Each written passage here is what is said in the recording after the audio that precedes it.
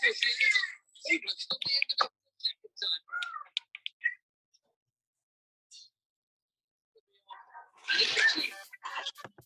home from Bishop. Everyone has to mute their phones, please. I can do it over here. All right.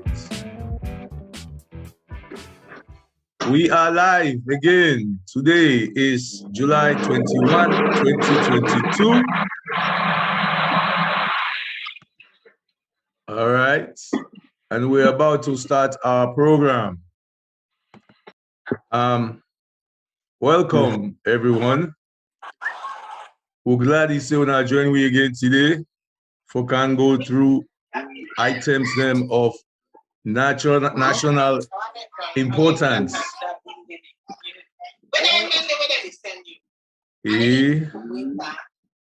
Everybody get for meeting phone. Everybody waiting at the studio, in the Zoom meeting, get for mute their phone, please. Okay. Not change what. They will not be easy.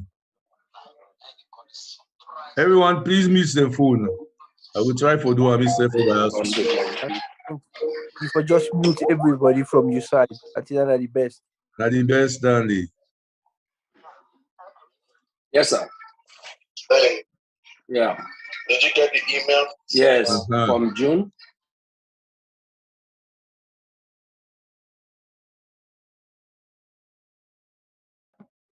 Thank you. I see some people there. Okay. So we don't start today, but to get a little bit of mute issue. We don't mute everybody now. Welcome. Today, July 21, 2022. We don't come back for talk about, pertinent issues them where they affect the country with an alternate voice. Over the past, this is not the fourth week now. We don't do 3 weeks worth of events of discussions, episodes in the discussion series, and today now the fourth one. Now, from last week to this week, what do we see happen? One of the main things that will happen are the parliamentary discussions around then two bill, Public Elections Bill 2022, and Political Parties Act 2022, or Bill 2022. We see a lot of discussions in our parliament. We see how people able for focus their attention on parliamentarians because over the course of the last 4 years during this bill administration, we don't see things that happen at parliament. We look at, we say, parliament, they get bullied, parliamentarians. That's what they claim. They say they bulldoze them. And this time, fortunately for we, an important bill there, so when they lead up to elections next year, Africanist press be able to call them out. What do we see from the Africanist press? They call government out, they call parliamentarians out, they call opposition members out. So I will say this with a national accountability. Over the past week, a lot of things happen. And Sierra Leoneans, they respond to some of the calls them for watch parliament. We get over 10,000, 20,000 views of parliamentary deliberations. I've never seen that in my life. And we call the speaker. We call the speaker enough for tell us we don't want this bill here. That the next day we go parliament, standing up being a main topic. Say some people somebody in the media get some people there for column and a grumble but standing. But if forget to get law in our country where they say all the government officials, the number them for be listed. Rights to access information, law, it did it. But not only that, in other parts of the world, also people then engage in parliamentarian through emails, through phone calls, whatever have you. So it was okay, and it was impactful. I want to commend all the people that always spend time for send text and call them parliamentarian, including the Speaker of the House, who happens to be my uncle, in the interest of transparency. Today, we will come and talk about the New York Chancery building.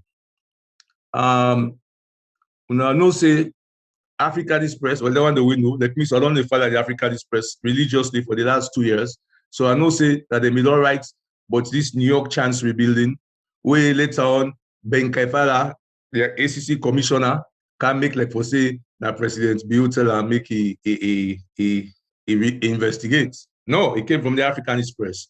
But not only that, when they come for investigate, the case, the people their own case, we the people of Salo, we own case that you always say from 2018 May, money then they will then transfer blah, blah, blah, blah, to the New York Chancery bill New York Chance account in America, where for do some renovation work, we're not happy.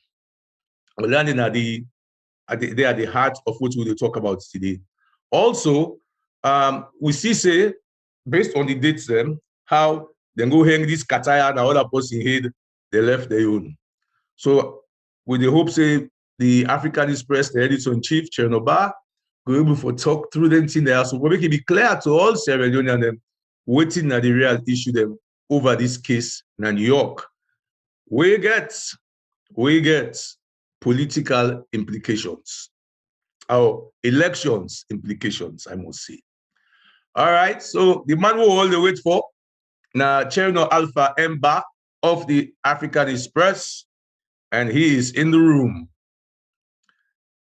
Mr. Bassa, I pass the mic over to you. Well, and then, yeah, we'll talk back later. Thank you, everyone, for listening. Mr. Ba.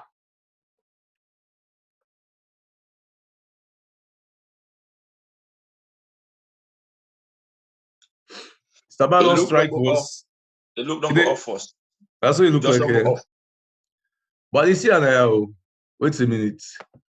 Okay, wait, I'll come back.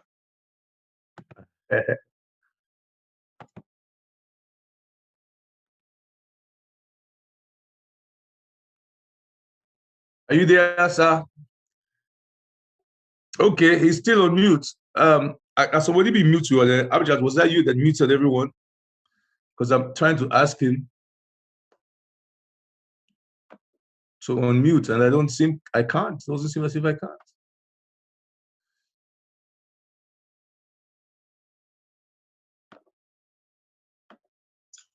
I believe he's temporarily offline. I don't see his name anymore. You don't see his name anymore. I see his name right here. All right. How did he get out of there? He did they get for unmuting self. I Okay. get for unmuting self. He did they.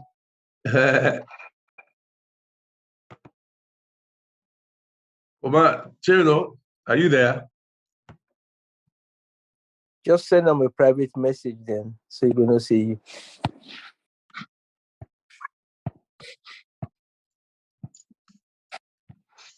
He was online just now, but I think it's temporarily off. Yeah, he may have a technical difficulty. In the meantime, yeah. But I also see something on your screen, Hamjat. What is that? Is that the host would like you to? Okay, he's back. He's here. He's back. Yeah, I'm back. I left briefly to technical difficulties. These things happen, I left but this has never happened before. I think he's still mute, huh? Because yeah, he's mute. Okay, I don't unmute. Aha. Yeah, I've been gonna do briefly. All right. So where's Mr. Ba? What was I'm for telling the story today? What's Mr. B? What's in China don't disappear? We're not able to forget her. Let me say they don't kidnap him.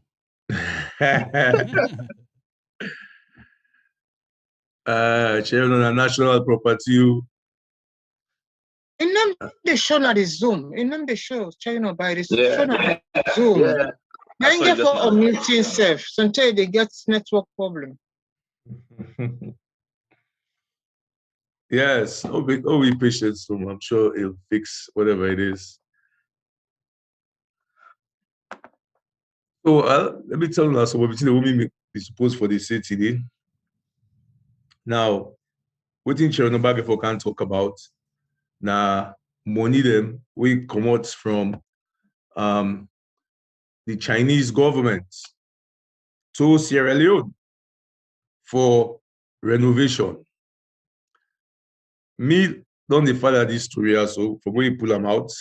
So I know say the first tranche of money we come inside na March 2, 2018, because it depend the bank statements we come up from Central Bank on March 2, 2018. This time before the elections come 2018, the Chinese government transfer 1,350,952,000 leones. As I be the number, that equivalent in US dollars now about $174,000 at that time. When I say March 2, 2018, I think they were the middle of the elections. I think say they belong to round one. I don't remember again. But anyway, it was just before the elections, 2nd March, this money had come. And we noticed from looking at the bank transactions, nobody not touch that money inside the previous administration, when they not even get time again, anyway, now 1 month somewhat to elections or within the month of elections. So the money left inside it. Chairman, how are you? Not carry to. I So talked to tell him them, just you- now, but he said that he been getting internet connection problem, but he try to reconnect. Okay. All right. So let me continue with my own story because it get value. March 2, 2018, $174,000 in 2018 conversion rate. APC did not touch that money, or the EBK administration. I don't know how to call them. Yeah, now APC government. They not touch the money. And then April 20, and they begin pull on this money. April 20.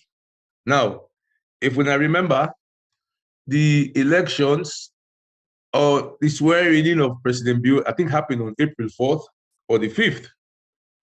So by April 20, where governments begin touch the money, where the Chinese then be don't send, governments be don't change hands. April 5, 15 days after April 20, we begin pull upon this money. The first big chunk where them pull, government people them, now 560 something million for pay for some kind of elevator where them in they put na Ministry of Foreign Affairs, Ministry of Foreign Affairs na salon. But this money also now for renovate the Chancery building in New York. Now you don't begin for the pool so.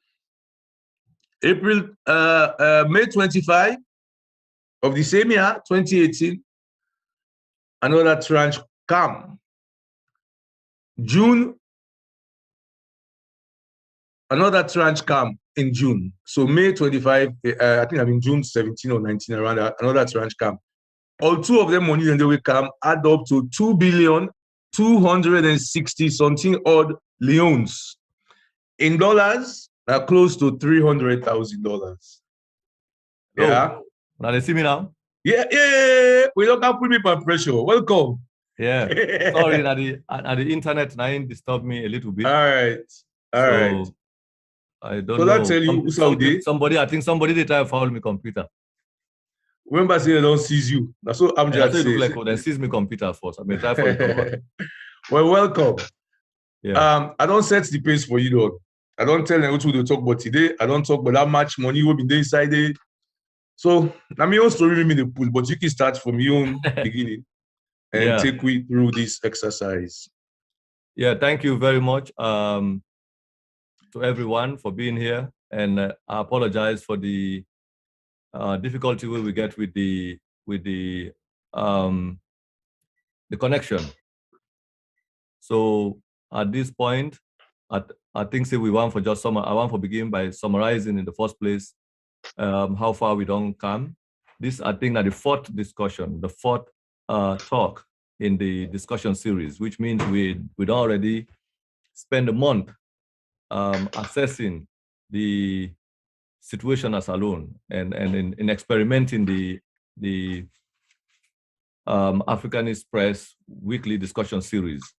We still try to get them right and try to organize them right. Today we intention now for ensure that we not go beyond 2 hours. So wouldn't that mean that we could summarize the entire conversation and also tell people whose side we stand with the New York Chancery building and why we think this particular topic relevant and related to all the conversations. Now remember, the Africanist Press discussion series commence or start with the Public Elections Bill 2022. The Public Elections Bill, as we already know, we don't need to highlight the fact say now we help for bringing to public attention. Although when I've been seeing first initially when we start the conversation, there was resentment on the part of opposition MPs in particular, who felt offended by the fact that we decide for bring the conversation at the public domain. And some of them felt we were attacking them. But we had every good reason for illustrate or demonstrate to the people of Sierra Leone that what was happening in Parliament was something that was not just anti-democratic, but it had the potential for plunge the country into crisis. And we're very much happy with that kind of work because our role as a press organization is not just to talk about financial corruption, which we have reported on consistently for almost over 2 years. And we want to underline the fact that there has never been any report that has been published by the Africanist Press that is not supported by concrete evidence, documentary evidence that has never been denied by any government official or state institution in Sierra Leone. Not to say the government or the government people in Sierra Leone want to challenge the Africanist Press. They do not have they cannot just challenge the facts as they are published, raw evidence as they are published. So the first discussion was the Public Elections Bill, the dangers of the Public Elections Bill, which we sufficiently has exposed, not just to the people of Sierra Leone, but also to the rest of the international community, Sierra Leoneans within the country and outside of the country, and to friends of Sierra Leone who are basically interested in the developments that are taking place. And as we see now, yesterday was, I think, July 20. Today is July 21. Parliament don't spend over a month in the deliberations and conversation around the content, the intention, and the spirit of the Public Elections Bill. We strongly believe, say, if not so, we'll be not the whole Parliament to account in these 4 years. Perhaps all these infractions we don't take place in with democracy may have been reduced, may have been at least checked or minimized. So that this inform we. So our role was not just to expose the fact that there was a hidden legislation. In fact, there are 3 laws in Parliament they discuss right now. One get to do with elections. The other one get to do with the law governing the conduct, organization, formation, and conduct of political parties. Then the third one get to do with a law dealing with national security and central intelligence. All of these 3 laws there hinge on the fundamental rights of citizens, and the fundamental rights of citizens now entrenched clauses of the Constitution. We've got to underline that. The right and the freedom of people for be part of a political party, for organized political parties of their own. And now Parliament, when they talk about the political parties, because we will not talk about it, then just discuss them once. Then I'm not a rebuttal from the pre-legislative, the first meeting, when PPRC do a presentation, the PowerPoint presentation to the pre-legislative stage, there has never been any discussion on the political parties, the proposed Political Parties Act or Bill of 2022. Then also we see, because we not mention the dangers and the content of the National Security and Central Intelligence Bill of 2022, that bill they don't even reach the committee stage without people knowing exactly what is in the content of the bill. In fact, one of the MPs there in the last discussion say they're not for even discuss the bill because he believes that some of the laws then get to do with national security. But I will tell you now, say they have to do with espionage, surveillance, and all of this. And these are things that will affect the individual freedoms of citizens. So I still ask una for make una tell una MPs them, make them make available the documents.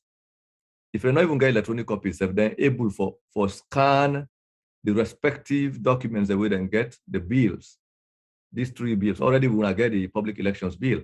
They should provide you with the political parties bill of 2022, the national security and central intelligence bill of 2022. Then true Lord, I want to not see it. I will assure you, I say they are more dangerous when it comes to rights, freedoms, and liberties of citizens of Sierra Leone, more than even the public elections bill. Within the public elections bill, they do now just an effort for give Madabio a second term. There was they empower the president and the electoral commission for determining the outcome of the election. I don't need to explain you now again. If I've been follow the discussion from the very beginning to now, when I don't see the argument back and forth between parliamentarians, all my type of pulling head now. So we want to see, like I always say, we don't sufficiently bring parliament to the Luma, and we want to see how then they settle this bargain. We don't see, in fact, all of the crucial point then, the speaker no address, I say make them go, they put sticking point on that. But we got to listen to them and we see in the final analysis, what is the kind of document they are going to present, whether even what for spend over a month, spending public funds and taxpayers' money in an effort for introduce laws that we not only violate with constitution, but also treasonable actions that have the implication of driving the country into potential conflict. Now through this way, Bagbo and other people learn to cause war on Ivory Coast. Now through this way, they get post-election violence in Kenya. Now this way, now then where they see all this post-election violence all over in crisis, conflict now. So we still insist that if Madabio believe and the SLPP believe, say they don't actually work for the people of Sierra Leone, they should not be scared of free and fair elections. And the public elections bill, by every indication, is not designed to provide a free and fair environment for the conduct of elections. If anything, it is designed to suppress voters from easily voting, from preventing candidates who are likely to contend against the president from being able to participate in the electoral process, and also giving the president the power for intimidate the Electoral Commission by hanging a hammer on their head by saying he can dismiss any member of the Electoral Commission, especially the Electoral Commissioners, on grounds of misconduct, which has no definition. And that in itself is a direct infraction to the Constitution. Then, we don't need to explain this. So if we not learn anything, we don't learn, say, we are parliamentarian, then we know about this, then we prefer for me this discussion happen without una not sabi. And no matter what they say, they cannot take away the fact that we have to force Parliament and all members of Parliament, whether they are APC, SLPP, PM, NGC, NC4C, the content of this legislation represent their collective interest as a political class. We got to establish that one day. It's very difficult for some of you to accept them because you have parliamentarians who are your relatives, who are political leaders that you support, or the parties in question are your parties. But in the final analysis, we have to decide whether the interests of the country will supersede with individual relationships. And that is what me as an individual decide for do. And which is why I also decided to organize people who are working with us in the Africanist press and our friends and supporters like Mr. Masali for help us highlight to the people of Sierra Leone this danger. And not only that, for also call on Sierra Leoneans to take upon themselves the responsibility of directly holding their leaders accountable by initiating means and mechanisms through which these accountability mechanisms can be used in democracy. And make us say, the press is not just an information hub. Journalists are not just people who produce information and disseminate information. Journalism is about also educating people about their rights and responsibility as citizens, okay? That's the other function of the press. So which means, and when it comes to the question of information and education, the media in itself is part of civil society.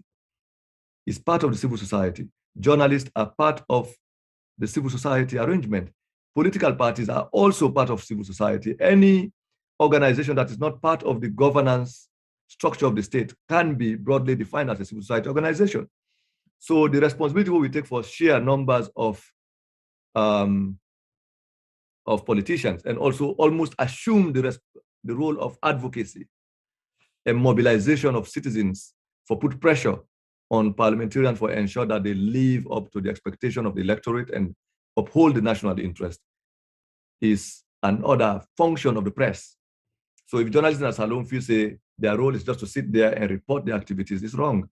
So our role is not just to also hold leaders accountable, but also educate citizens around what it means to be a citizen and the rights and responsibility of citizens and the role of citizens in holding and enforcing democratic principles.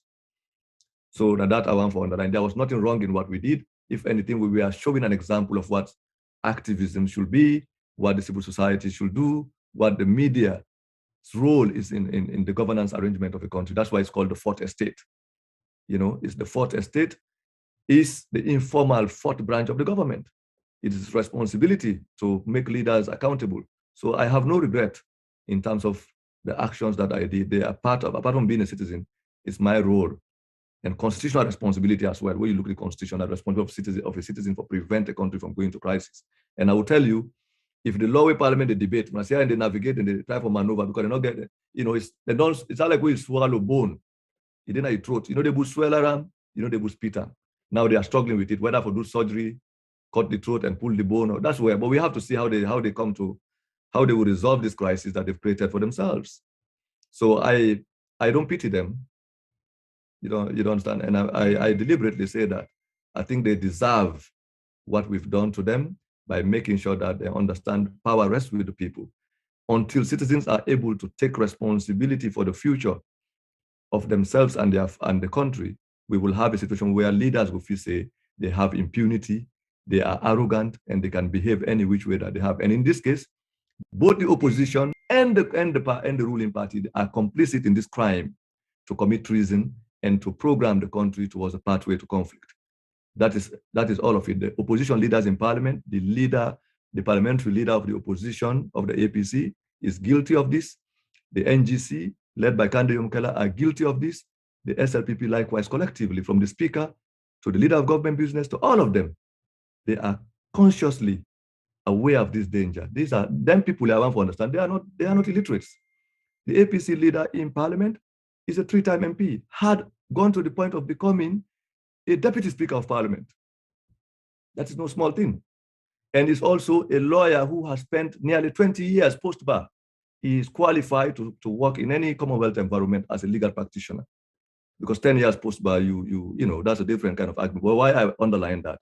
These individuals are not inexperienced, they are not illiterate, they are deliberate in what they do. So any effort for offer excuses to them is a complicity in a crime against the state. We have to underline that. There are no compromises around this.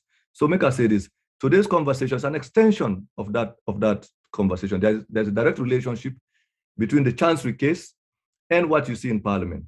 Then two fall within two basic strategies of the government. The Madabio administration don't find out, say, because of the corruption we don't expose, because of the heightened awareness that all of us, from the Africanist press to all the social media platform and active engagement of citizens within the country and outside of the country, decide say they cannot win a second term through a free and fair contest.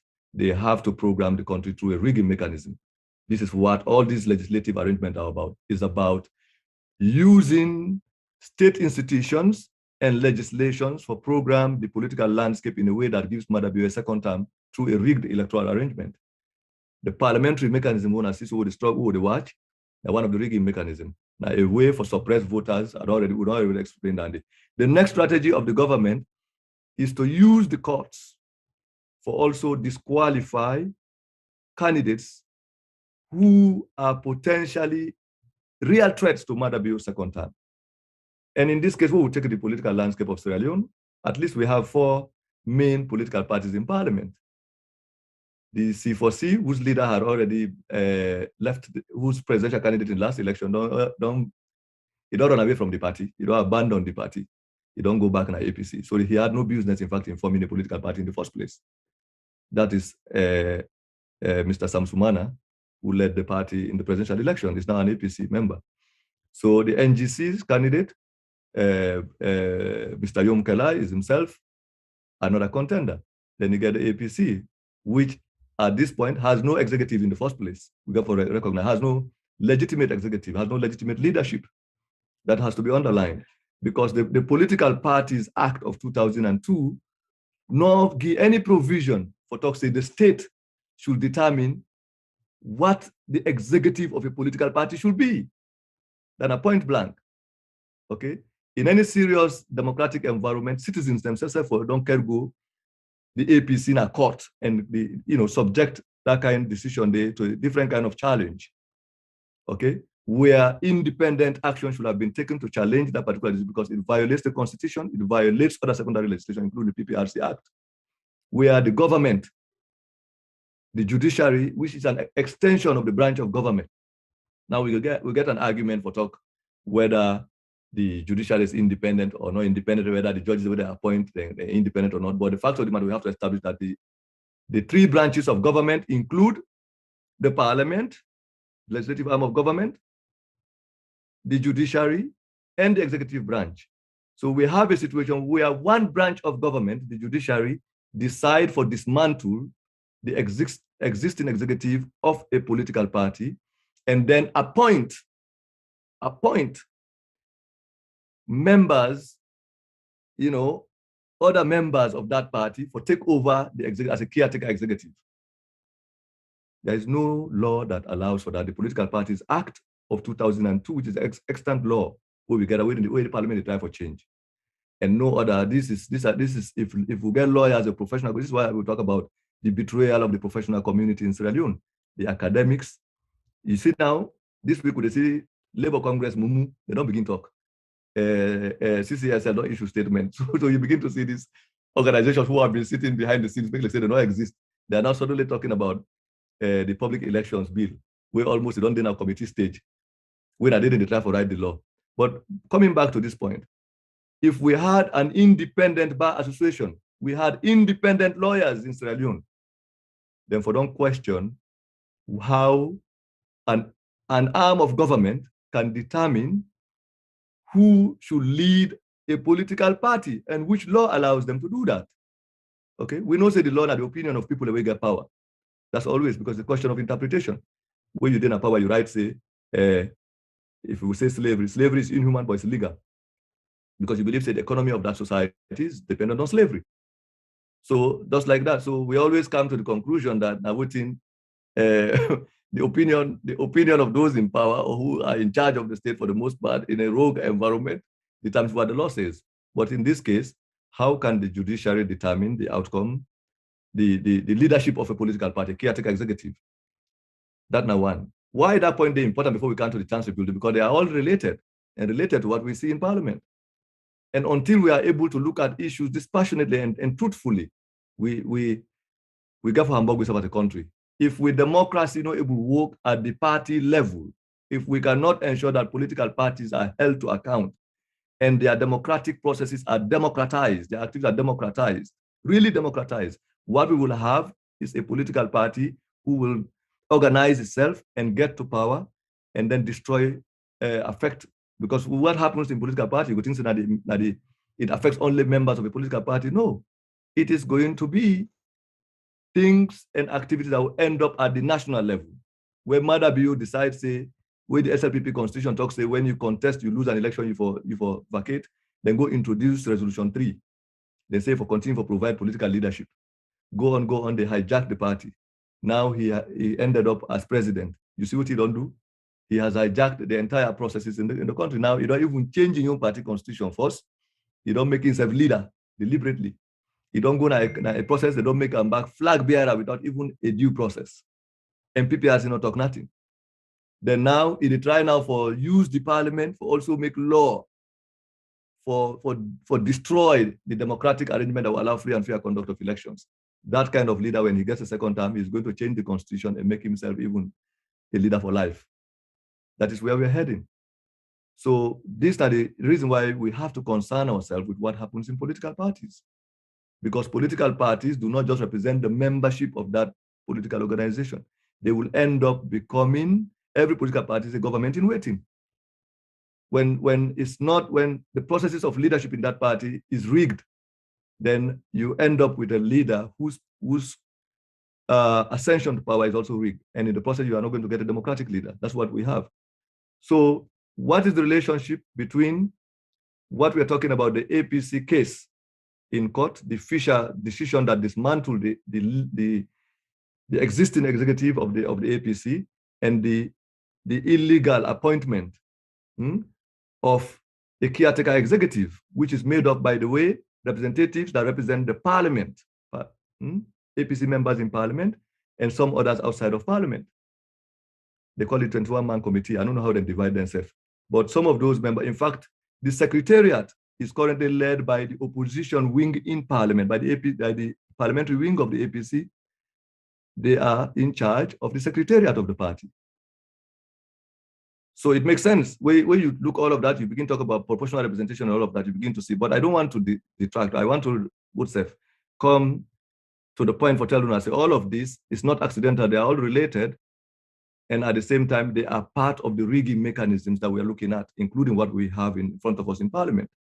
And APC members that are listening, they should be able to ask hard questions to both their MPs and their community or constituency leaders, zonal leaders, to every other person, including their previous executive members, how then don't teleguide the country to a process where we have an authoritarian government in power that's heading to program the country towards not just conflict, one-party dictatorship, and all kinds of terroristic arrangement.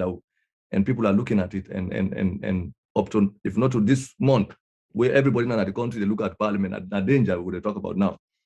But the APC at the beginning of parliament talks say, Madabiu, the SLPP in government, decided to take police officers, armed police officers to parliament to beat up MPs. And then not only that, took 10 APC members through the use of the court and dismissed them. That is how Madabiu assumed parliamentary majority and imposed an illegal speaker on the country, who is now presiding over all this madness that we're looking at. To the extent that we get for force people to begin calling directly before you begin pick sense. You don't understand. For the first time, we are now forcing the speaker, who has been behaving senselessly, whose ascension to power is illegal, and unprincipled. It's so shameful for a man like him to even, be a beneficiary of an anti-democratic arrangement. But this is what I want to say. The same illegal process that the APC criticized, that they've spoken about, that led to the SLPP commanding the illegal control of the parliament, is the same process that also benefited the same APC parliamentarians who had complained about the process. How does it mean? Then the court decide to remove 10 APC MPs and replace them by appointment. The court for the first time, appoint members of parliament through the court process, then appoint a judge, a sitting judge, appoint MPs, not a true election, no, appoint SLPP MPs to parliament after removing the people elected to be in parliament. Now, there's an argument whether they had violated or this, but there was a process done differently. But more we look now. 10 APC SLPP MPs became beneficiaries by appointment through a judicial process. Okay. Now the APC complained about that all over the world. It's written, including the fact that the European Union condemned the government of Sierra Leone for using the state institutions, all of that. All the opposition are happy with the EU statement.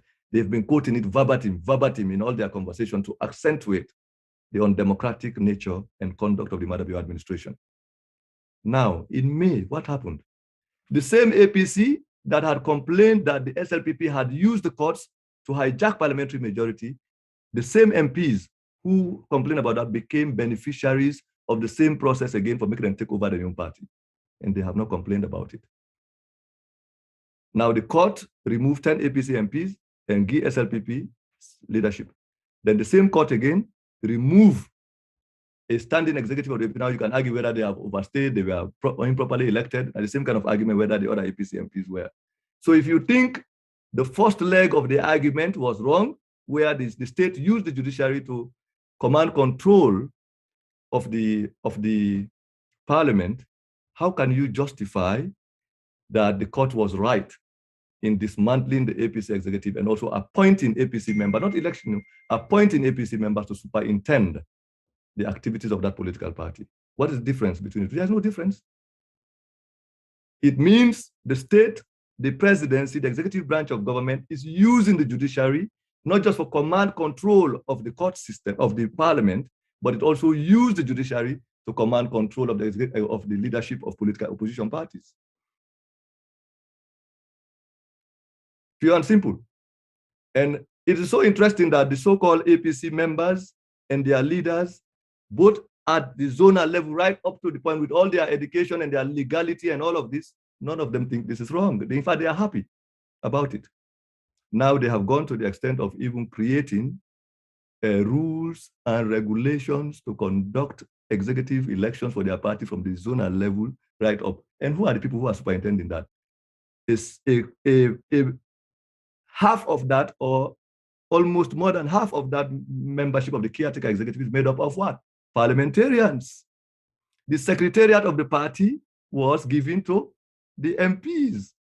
Then the other one, the diaspora, whatever kind of assortment. You can I know them people are individual. I don't know them, but I look at the situation.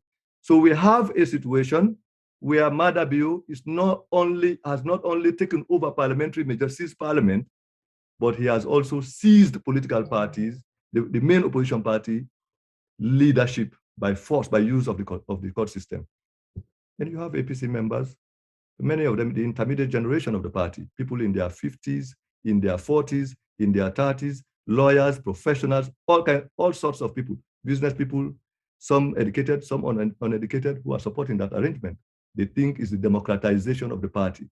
They think it's a way to get rid of gerontocratic leadership and then appoint young people and take charge. You cannot organize a coup in parliament, and the state cannot organize a coup in parliament and take over parliamentary leadership and majority in parliament. When I condemn that, when I force the international community for condemn that, then you support the state for also commit a coup within your political party, and you become a beneficiary of that, and you think that's cool. So when you look at that, you examine the Public Elections Bill, you examine the Political Parties Act, you examine the National Security and Central Intelligence Act. What are you talking about? The complicity of the opposition in parliament in helping the ruling party, not just to command control of state institutions and to become corrupt, but also use the same rigged process for control the democratic organizations of the country. Those democratic organizations not only involve civil society, because now with the APC people, they say, civil society, no, you talk. Where the civil society there? They all where the media is silent. Well, what are you talking about? You've just sold your party. You've become beneficiaries of the same illegal process. This is why it's so difficult for MPs. This is not the reason to we expose the Public Elections Bill. What do I see? APC MP and I begin attack we. Because it's no accident. This is what they mean. So this brings us to the question of this New York Chancery building, which is a discussion that also indicts not just the parliament but the entire APC leadership, including the caretaker executive now. They know it. When we first published, we started publishing corruption stories. The first thing we published was we published if I remember, we begin highlight issues of the timber was one of our biggest stories. We published, it was the timber, the two crimes with the timber story. One was the fact that the Leadway company, private company, owned or have interest of the president and all the leading SLPP officials who get documented where they show this. This company, the president single-handedly with his own hand, he just get and say, now for command control of timber, now the exporter, now for collect revenue from, now for pay. That one day force now a violation where the president took away the constitutional or the legal right and responsibility of tax collection, revenue collection from the National Revenue Authority, and decide for give a private company where get your interest. That's one other legal violation. Parliament not been talking about that. Now, that company, they decide for export timber levy, not pay the exact taxes where they're supposed to pay, tax evasion. An audit report we find out, we see the custom records, the Asikuda records, we see say the amount of timber exported by Leadway and the amount of money that they have paid. They have paid. I don't know how me is. I hope me the what would I say? The Zoom is okay because I see myself in a big way. I don't know. Yeah, you clear? You clear? Yes. Okay, now spotlights. We get spotlights on you. Oh, spotlight on me here. You're very good for being at the spotlight too. Yeah. So Leadway decide not for pay. So we publish this thing say if Leadway been paid the exact taxes with them for pay, we they not agree for pay. By not paying the exact taxes, they have defrauded the state of Sierra Leone the value of over $5 billion. Everybody say it's not possible. So I don't know get that amount because then things say that amount of tax evasion no more. More than the GDP of the country, really. So it was a shock.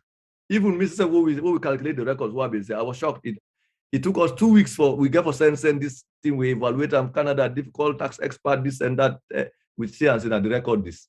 In fact, the first article we published, we even phrase for put on, we decided to hold on to the information. We only release, say, even the money we Leadway, now apart from the tax we they not pay, the one way they collect for government, where they say they don't go pay at the bank, we then check the bank statement and the own ledger, the one way they collect, difference they over $2 billion been there for so they not pay.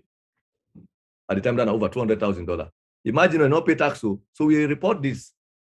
People that begin argue that we add now into the conversation. This Koda we don't verify. Say yes, the Asikuda record was correct. The amount of export that took place and the amount of taxes that were not paid, tax evasion, we don't lost this amount of money. People then begin argue whether not true, not true. Now did the audit report come out? Bam, exact. What we said was there. So this was how we ended 2020. What did Parliament do? Now Parliament, when I go sit down for talk about this tax evasion thing now, the Ministry of Finance then talk say, oh no, them be make mistake. Although they may say then don't get finance law. The law when they pass in Parliament, the law been talks to them for calculate timber by cubic meter, then now by container. Then calculate a container be one for right at the law and a mistake the mistake. So you don't see if we not been see this law now. That's what Parliament for talks say they be mistake by this NIN and all this other trouble. So parliamentarians they say they mistake.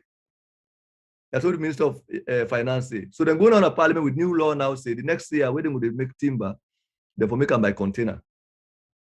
Now they will say no.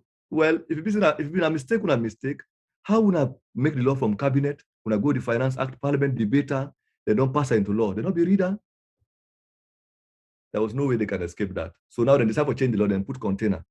So I get MPs them, leadership, opposition leaders, then call me from Parliament, ask me, hey, this year we don't want to report, and so we need contribution in terms of the idea, how for them people, I say, if we not change, okay, now if we say, we talk say, na by, na container will not be right. The insertion of the word container upon the law, a violation of an existing law, where APC Parliament in 2010, change with system of measurement from imperial system of measurement to metric system of measurement, which means that you cannot quantify weigh quantity by container, now either by cubic meter, if not petrol, now by liter instead of gallon. The road, the calculator again by mile, the calculator by kilometers. Weight again like that instead of pounds and kilos. So 2010 didn't change. So even if we not forget about the finance law, Leadway is still guilty of violating the existing Weight and Measures Act. So the MP they say, oh, which appeared that the MP had the MPs in question had even forgotten that they passed that law. So then I say, so the only thing now, possible they talk say we will divide the container into cubic meter and 3 cubic. So what the MP, we were hoping that the MPs wanted information to hold the Minister of Finance and Leadway to task for this tax evasion and the violation of the finance laws of the country. No, what did they go do now for erase now the container where the container be one put, then put on cubic meter, then divide and now into 33. Basically, the opposition helped the finance ministry from escaping from the tax evasion. Up to now, they haven't talked about it. So for this was towards the end of 2020, we were shocked. We look forward to the debate, hoping that these opposition MPs in question that had asked us for information, maybe guidance in terms of, we genuinely felt they wanted information in terms of how to handle this situation because maybe they were ignorant of the thing. We did our research, we did them. Instead, they help government for escape, for legalize the tax evasion, and the violation of the finance laws of the country. This sort of allegation, I have evidence of this. Evidence of this. For professional reasons, I'm not going to name the MP there in question, but if they want me to do that, I am ready to do that any day with concrete evidence. So, and these, by the way, they are opposition MPs, APC and NGC people about for that matter. So, might just put the parties in question, make it be clear. So, this is why when it came to the 2020 public elections bill, some of them back reached out to me privately. Hey, we don't publish about NIN. We want make if we any ideas fair to it. I don't agree again. I decided this time I will put her at the public, make the public see. So we decided to bring her at the Luma. And the reason that some of them will say that we are attacking APC, we are attacking. No, the interest of the country is primary. We cannot allow 1 or 2, 3 individuals who don't decide for collaborate with a rogue government, not only for take over the new party, but for destroy the country, for continue to do that. So this was one evidence of which we know say, how we go ask you for information we don't give you now, hoping that we go take action. So in February, by January now, we begin publish this massive bank evidence of corruption. What did the MPs also do? The APC leadership in parliament, and then they decide for pretending the right to the Speaker of Parliament, for me, Speaker of Parliament, help them for invite the bank, the finance ministry for clarify, because according to them, they don't ever approve money for Fatima Bio or all this scandalous corruption we will publish. But guess what? They not even mention Africanist press. We raise them, we take them up with them. How can you accredit BBC and all this international media and social media when I left the institution and the organization which the world has quoted as having exposed this corruption? They say, no, one of them say, no, na strategy. If we mention Africanist press, then the afraid Africanist press. So, how can you say that? If it's fearful to mention Africanist press, then don't mention our work. How can you appropriate our work and refuse for mention we? But anyway, we left and say, we could go no more. We'll see them when I saw the end. So, we published this. Parliament never took any action on all the public. In fact, Parliament decided for cover up with publications, decided for help the government for cover up with publication, including the fact that we went as far as now publishing over $4.6 million that we've shown evidence of wire transfers, how the money came into the bank account from China, the Ministry of Commerce, China, how they send money to the Sierra Leone Foreign Affairs Ministry in 2018. The first money will come, we say now 2 weeks to the election, it was there. Then subsequent that, the subsequent transfer then come. We map out all this. We also show how they execute the transfers from Freetown to New York in 2019, over $4.6 million. This was a big story. In fact, we don't cause government scandal to the fact that Mother Bureau may be fed for cover. They may not even, the reason we make them be change, do that cabinet reshuffle, remove Nabila Tulis, remove Ali Kaba from New York. But people do not know the reason. They may just feel that because of the corruption, we don't publish about chief minister, that make the Mother Bureau, even they change for cover up another corruption. So we published that day. What will happen after that? As usual, just like the anti-corruption saying they go 11 years for investigate the first lady, which they never did anyway. They never interviewed for them. Say now that they go back 2011 for investigate, because the opposition that is in bed with the ruling party decide for don't say how we do this now. This Africanist people, if someone a first lady, the corruption now they don't publish for chief minister. They don't come up from chief minister. They don't come to this foreign affairs. Then realize this now a whole national operation we for involve every sector of the government now, from the president in office now, would I buy diamonds now with government money with a show? You buy coffee with a show. They say, yeah, this is not trouble. So the entire political class now begin afraid. Opposition now, not opposition now, all man don't worry. And now what it was now the situation because the opposition at parliament has sold out, really, by their own actions. We don't even need for showing evidence of why MP go take one bag money from other people. But by these actions that I'm laying out, you can see the complicity in parliament, for basically cover up the corruption. So when it came to the Chancery building, they were shocked. Then decide first for say they consulted really. That's what you for do. Now they've all identified the fact that Madabio, the last election, had a contender. And not only what the Africanist press publications were doing was that it was robbing Madabio of the opportunity for use corruption as a veil for clamp down on opposition. Now, you're not going to say again, APC people are all corrupt, so I won't hold them for corruption, because what we have published really, the COIO, the forensic investigation audit report, they never have shown a concrete, the kind of evidence we don't show for any government that has stolen public money and mismanaged public money, undenied. And not just for one case, these are several cases, department after department, individual names, check numbers, and everything. So they've decided, in collaboration with certain of the opposition people, for rope in the former foreign minister regarding this particular offense. Now, this is not a defense in terms of whether this foreign minister had a crime in the past or not. What we are saying, the story that we published, the evidence that we published, had to do with crime, financial crime, and corruption committed in the time that the Madabio administration was in office. And I think before, when the internet they kick me out, Mr. Masali don't highlight the chronology of the transactions, who we don't map out. Still, if I want, I will still invite you now when I go on the Africanist Press website, when I go see the documents and the bank statements, we don't map out sufficiently with all precise details. Now, if the government be knows this like crime will happen in 2015, 2016, for be mentioned, even Sarah Rutal, when talk about sale of Sarah Rutal that they've mentioned and talked about repeatedly, then we not see the evidence of that. But they mentioned that Sarah Rutal was sold and they implicate Anes Kruma and Samura Kamara and all of that. We have not seen the evidence that they have. But they never mentioned the Chancery building case until we published the details regarding the Chancery building case. In fact, the anti-corruption in the statement not even talk about, say, Africanist press who published the story, then say not saying on social media. The same thing way Parliament do. Anti-corruption refuse the same thing for say that. Because by saying that, they will basically talk, say, we get it, then the legitimate facts that we get it. But everybody in Asalo and the whole world, really, from America or Europe or everybody in the world that's looking at the case, that is what they don't know. That's looking at the case, both in New York and other places and in Freetown, know exactly that this story was made public by the Africanist press.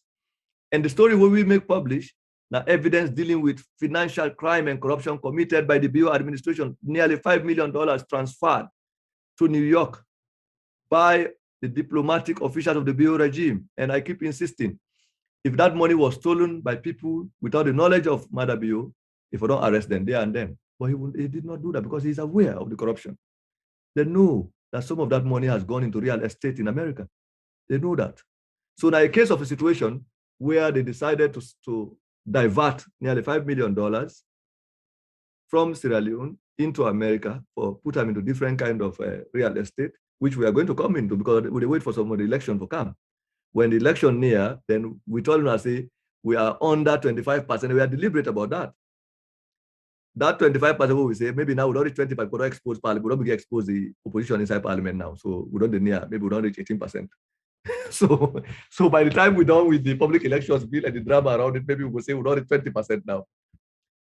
But on a serious trajectory of the conversation, now the fact that the opposition, you will have expected parliament in other parts of the world, when a scandal like that, $5 million, if anything, Parliament don't call for an independent investigation. Independent investigation. Not just for anti-corruption, independent investigation for find out exactly whether this nearly $5 million, we will say transferred from New York, from Salone to New York, in the name of constructing an embassy building that was never done, to the extent that now we country was taken to court. Not in 2011 or 2012 or 2018, was taken to court in 2021. The Sierra Leone government and the embassy in New York was taken to court by neighbors to the building warehouse with embassy in 2021, May 2021. So assuming, for the sake of an argument, assuming say this thing did not happen in 2011 or 2015 or 2016, that they didn't start that construction day, why the neighbor, they were not for the wait now years and they all, okay, we're going to court, but they only took us to court and caused this international embarrassment and disgrace, not under the period of the APC, but under the specific time frame that Madabio was in office. And when Ali Kaba was both foreign minister and head of the embassy in New York. You know, all of the people from the economic development minister Kaikai, who was in New York at the time, to Nabila Tunis, former foreign minister, to Ali Kaba, none of them, their names have never featured in the case other than to be witnesses against a former foreign minister who had left office before this crime was committed and before the state of Sierra Leone was taken to court in New York.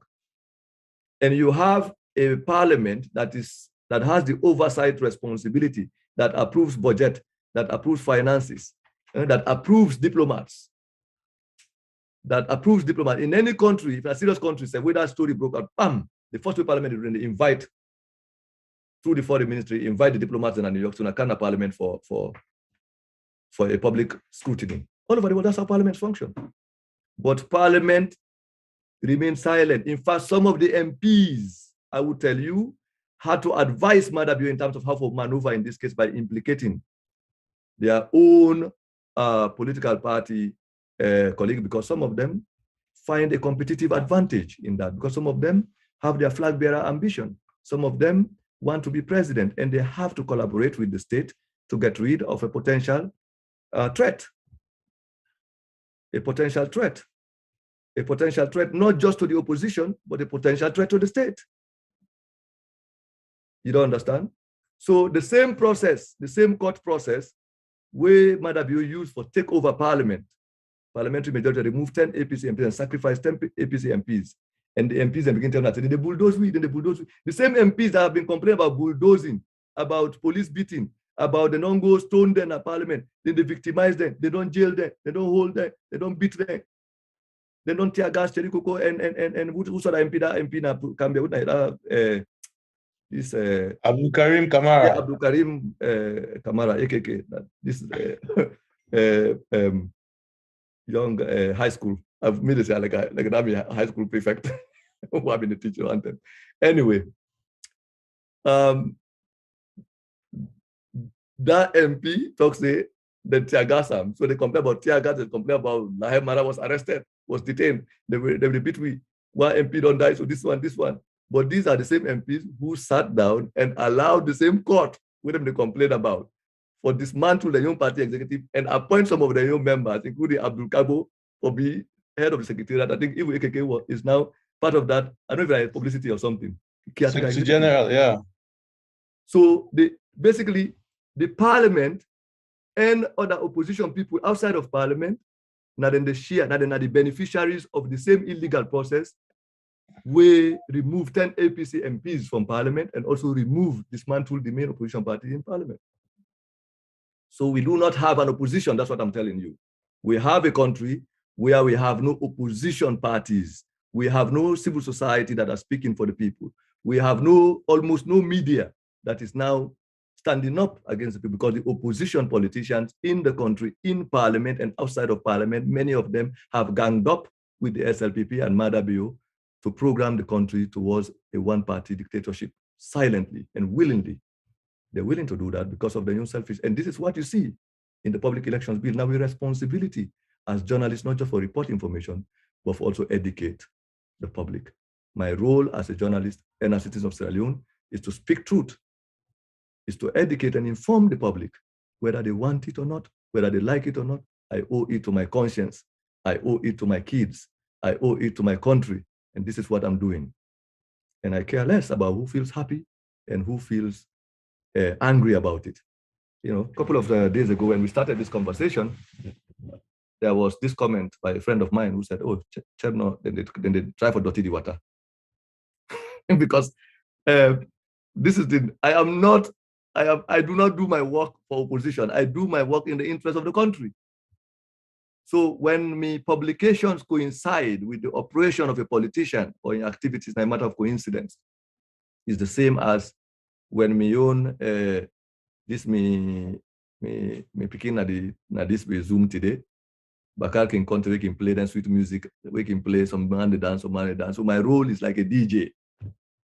I play certain kind of music on the dance floor, all man will come over dance and enjoy. Then I play another set of music, some people then go sit down. They want the left small like stage. I will play one music now, all man will go dance. But my own job and responsibility, just like the DJ in the dance hall, is to make sure there is music in the dance floor. In fact, when nobody's dancing, you play the music much more louder. So the annoyance of those who do not want the music. And that's what I'm doing. Yeah. And as long as you play the music for the purpose of entertainment, and DJs should be very happy. You can see this happy disc jockeys who, you know, they enjoy their job. They in fact they dance to every music, regardless of the variety. That's the role of the journalist too. In simple terms, I enjoy what I do, especially when it annoys. Realistically, I don't do it deliberately. For say I do, I'm out of malice. For every word that I write, every word that I say, you take me this wallow, next wallow before God. God says, no say not true at the talk. And I will justify if I have to be tried next wall for being a journalist and the information that I've provided. If Nadande go carry me go, if Nadande no more go make what's in the end I ever read, this one go carry me go everywhere, because everything I write, I will make sure if I'm not sure of one letter, I don't go write her. You don't understand. And so coming back to the point, let me just show you documents. You cannot say we can say 2 hours, but sometimes the talk they suite. So you look like this talk. You can jump. I mean, it's all good to enjoy the conversation. I just want to summarize because yeah. I think I don't state the point. But before I come to the conclusion of what I want to say, I give for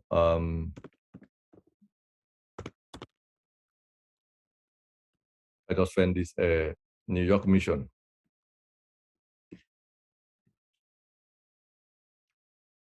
I make a share my screen. Hopefully, they're not going to kick me out.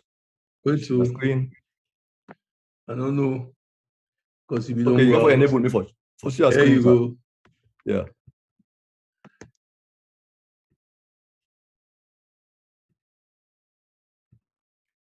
So for Teluna, say I make sure what I'm talking about is evidential. When I see now, this is one of the articles. Foreign affairs officials and diplomats misspent funds from China meant for its New York mission. So how they misuse the money.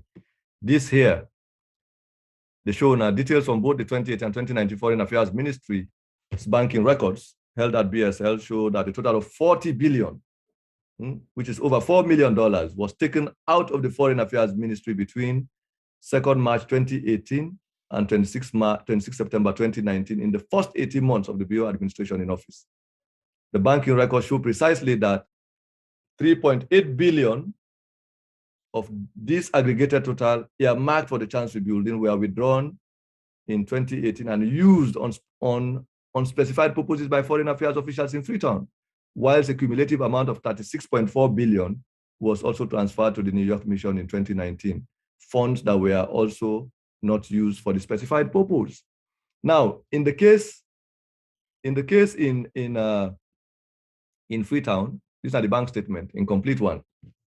You see, all the one that with the red, receipt of funds. Well, anytime I see the red, that the money, how the money come from China. So the money, the first transfer from China, which came from the Ministry of Commerce of the People's Republic of China in favor of the Ministry of Foreign Affairs and International Cooperation, was 1.41,084,876 leones, 43 cents. And this was transferred on the 2nd of March 2018. That was when the APC was in power. So now they find out, say that money remained in the account, I see, up to the 11th of May, and then begin withdraw. You don't understand. By 11th of May, in fact, you know, what will be left in 776 million. Would have been in a power by the 11th of May.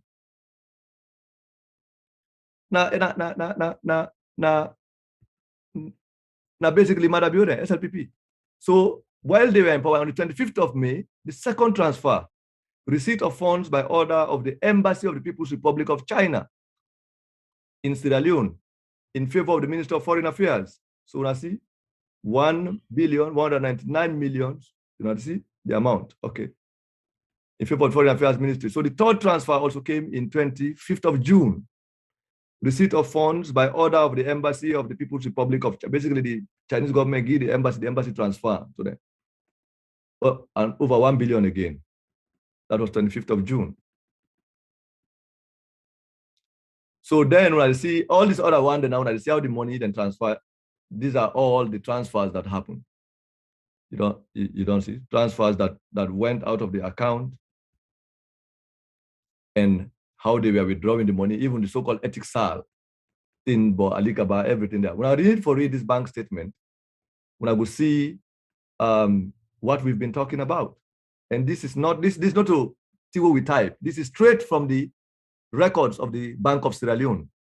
The Bank of Sierra Leone Foreign Affairs Ministry's account, exact. They have not been able to deny this. So by all the cases we then get caught na Freetown, this is not part of the case. Nobody, including the Parliament of Sierra Leone, not ever asked the government of Sierra Leone what happened to the more than 4.6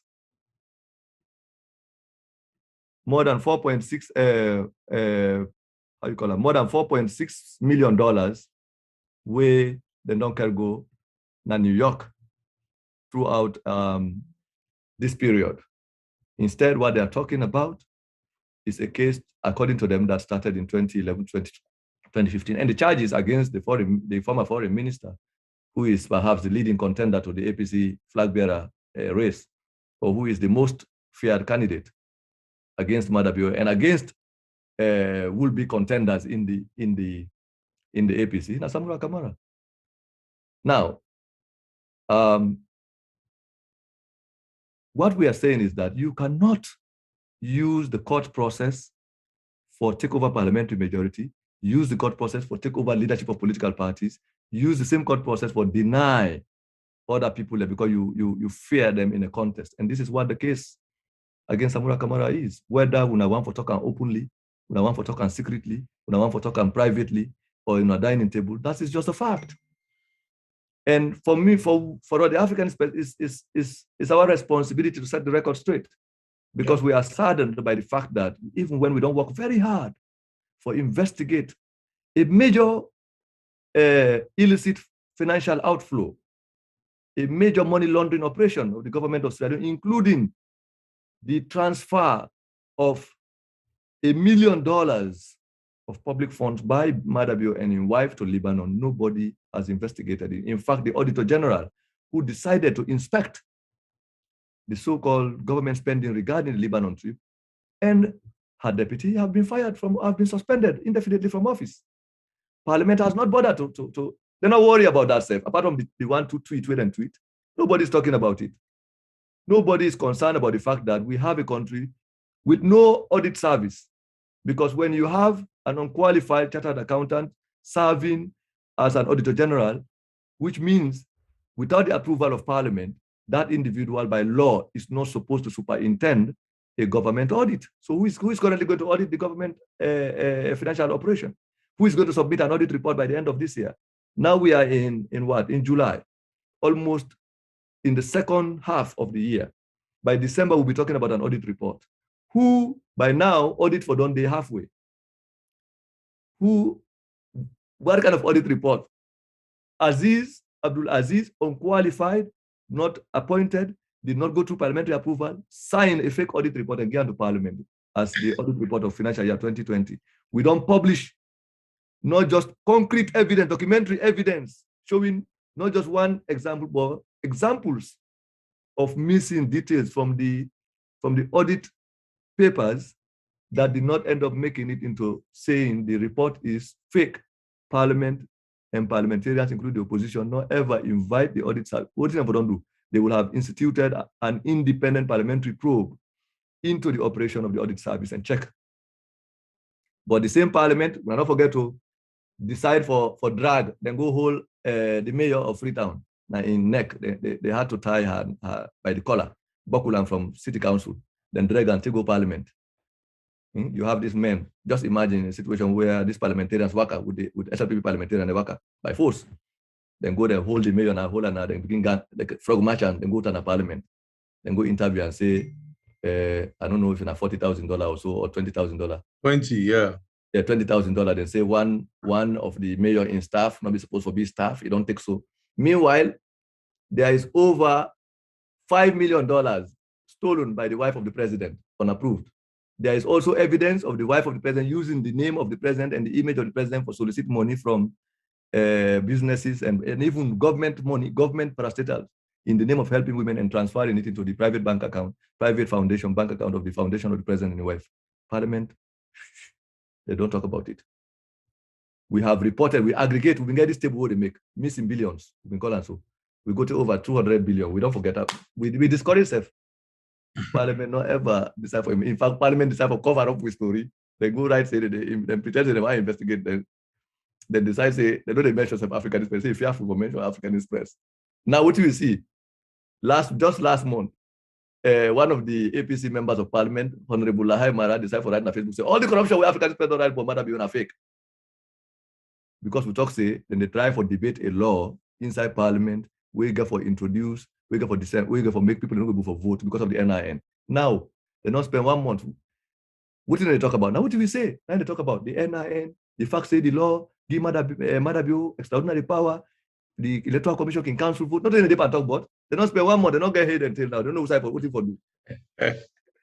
Was that not what we said? Why Lahai Mara? Because we say that it's time for say we all to the right. So they not only defend corruption at corner or protect African people, but they decide to come publicly and say, you cannot excuse your parliamentarians and these opposition members in parliament, including all their leaders, both the NGC, the APC in particular, and the C4C for their betrayal of the country. It is an open betrayal of the country. And this is a crime. They don't violate the trust that hundreds and thousands of people get on them. The hopes and the future and the pain and the blood and the suffering of innocent people cannot be blamed on Mother Bill alone now. It has to be equitably shared on the heads of Mother Bill, his government, the opposition leadership, especially in parliament.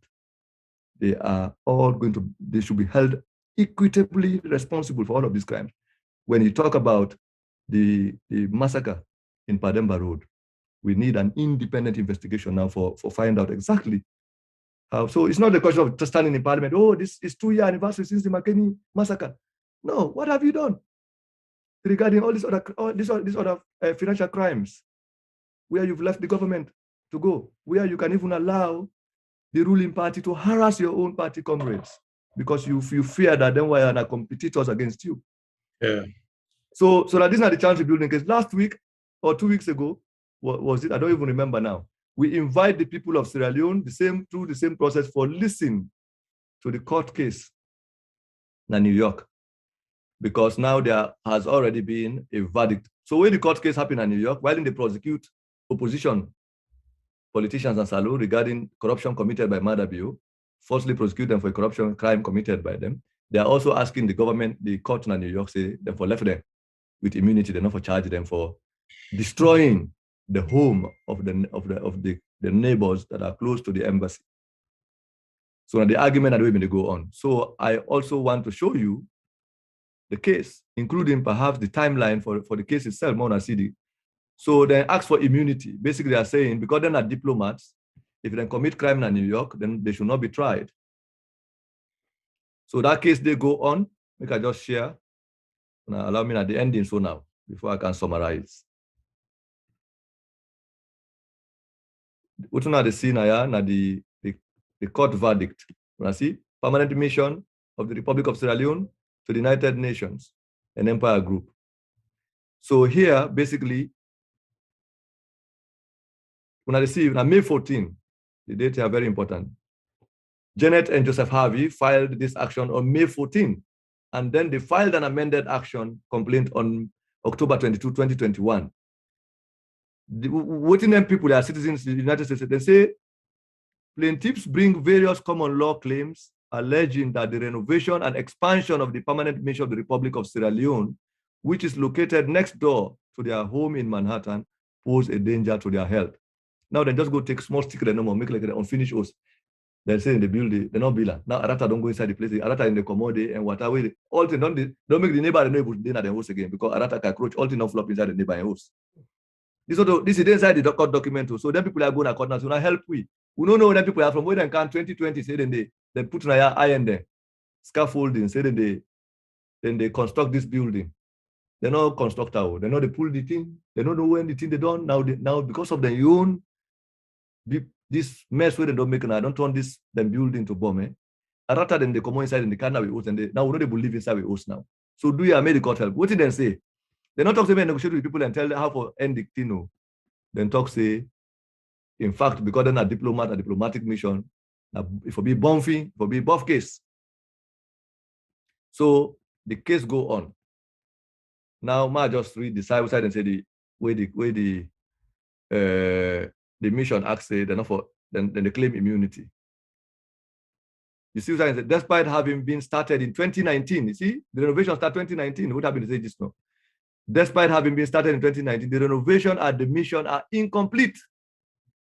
The 2 additional floors are not fully built. There is an exposed elevator shaft, and at times, the building contained flammable debris. So then small dirty way, the way we say, fire will catch, they go burn. There is risk say one, the fire will just catch at the place, they boom, he burn all the neighbor in the house. You see how we country don't get problem.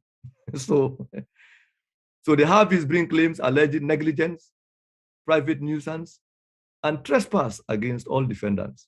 So on June 7, the court entered a consent order in this matter, directing the empire. So they hire, in fact, they go hire a contractor now, say they want to make and construct. They don't pay the man money. The man just putting iron there. He just sit on. So now the company, the one way these people and drag, they're all going to court now. In fact, last week, I think the people that were listed to the way the company people in talk, they don't want to come on the case. Now, do you made the judge help them because they're not paid them? But anyway, what do we embassy say? Instead of for say then they try for negotiate for finish the building. Instead, then go hire a lawyer then file court case say they're not for hold them responsible for this destruction with this embarrassment when they don't create. Now, long and short of it all, the court don't rule say the embassy and the government of Sierra Leone then deny them the right to immunity. You see, say for the foregoing reasons, the mission's motion to dismiss is denied. When are the key thing I want for Teluna? So basically, they say we'll not get immunity, and then at the thing I want to learn a very serious thing, because diplomatic immunity, even for the suspension of an individual diplomat in immunity, like you're an ambassador or embassy or diplomat, they're sending a foreign mission. If you commit a crime, for the most part, within the government, it talks to no one, or even if in the interview for the purposes of legal process, there is a method or procedure when they go to for suspend the immunity, the diplomatic immunity for a certain period, and then decide, say, the interview, or maybe they go request, say, when I recall this man here. Sometimes if they're vexed, they will declare you persona non grata. When the most horrible experience for a diplomat in any part of the world, when you are declared persona non grata, sometimes political, sometimes for your own personal delinquencies anyway. So, but for making them arrive at that point, a painful thing.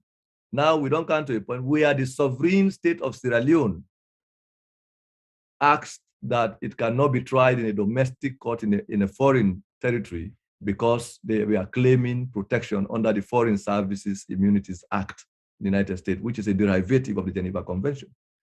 Now the trial don't go to the judge rule say no.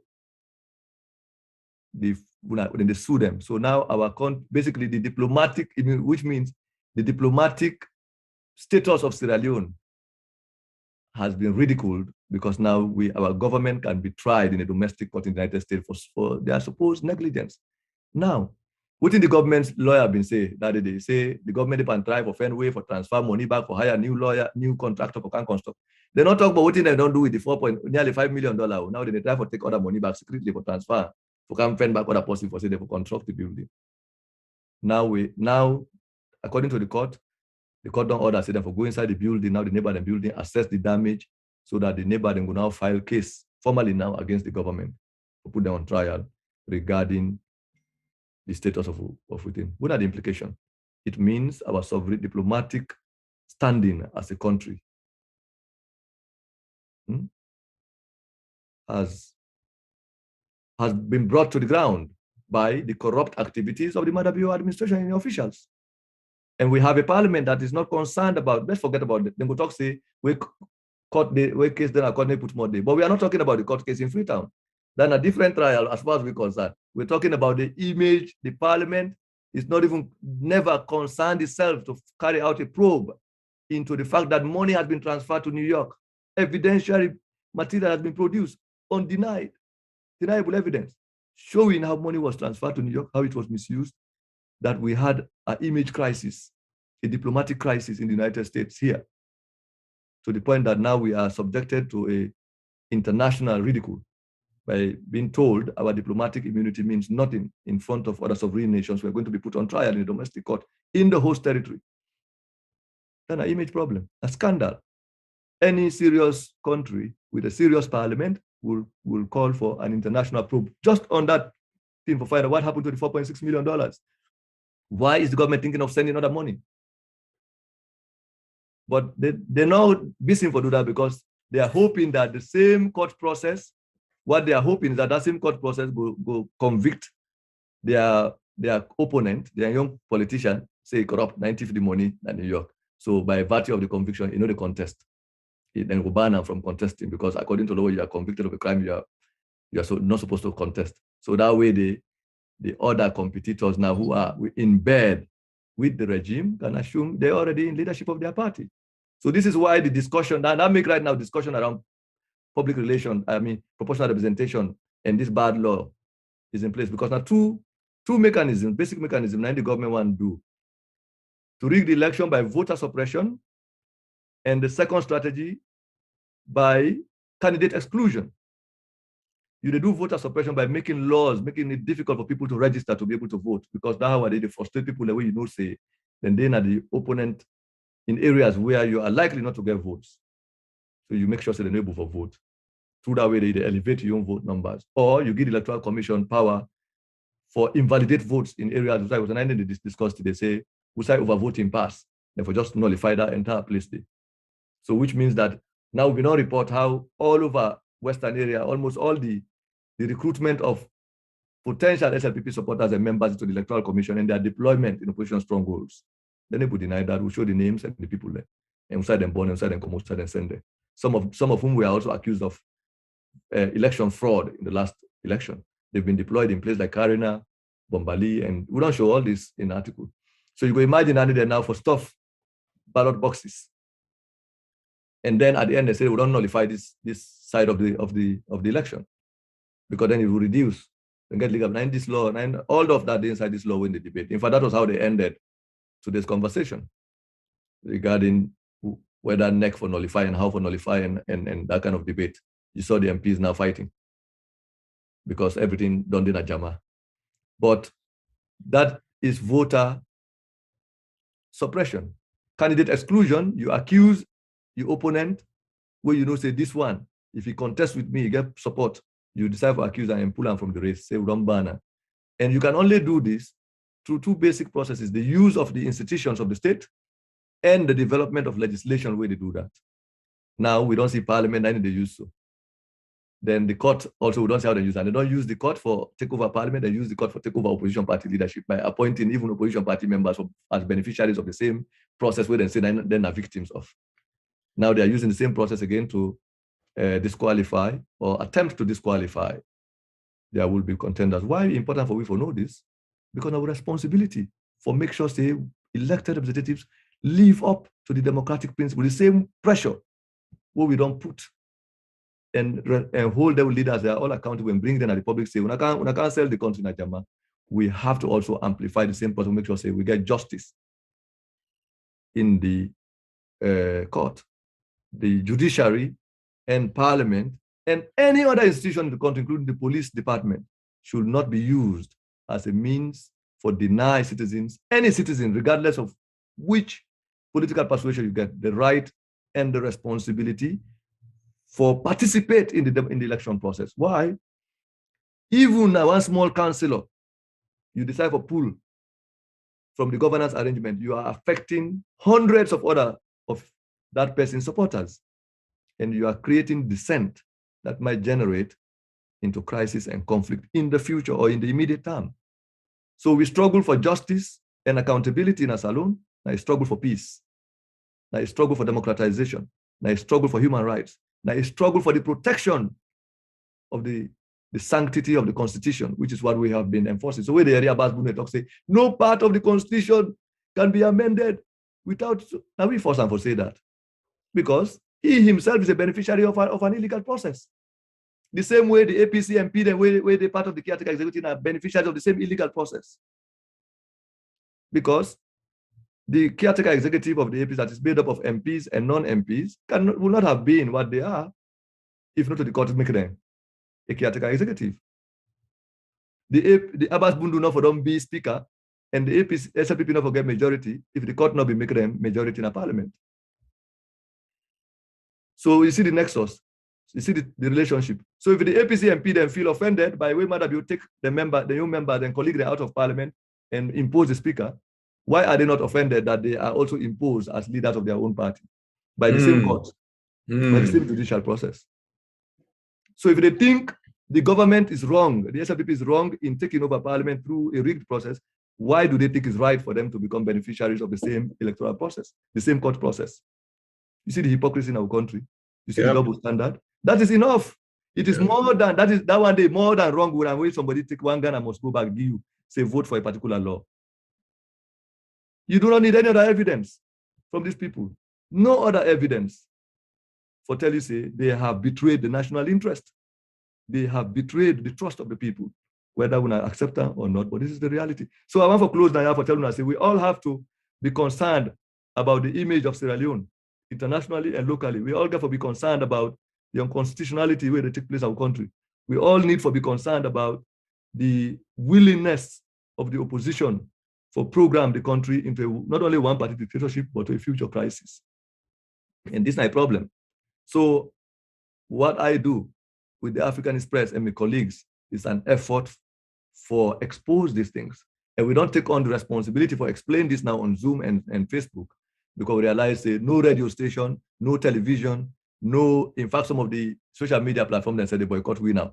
Because it has come to a point where the interest of the politicians and, is going to be affected collectively by our work, regardless of which party they belong. So this is the thing, but we owe the people the responsibility. I've not been decided for start discussion series, but I feel, say, if I not do this, my conscience no go rest. I will not be free by myself. So it's my responsibility to tell you.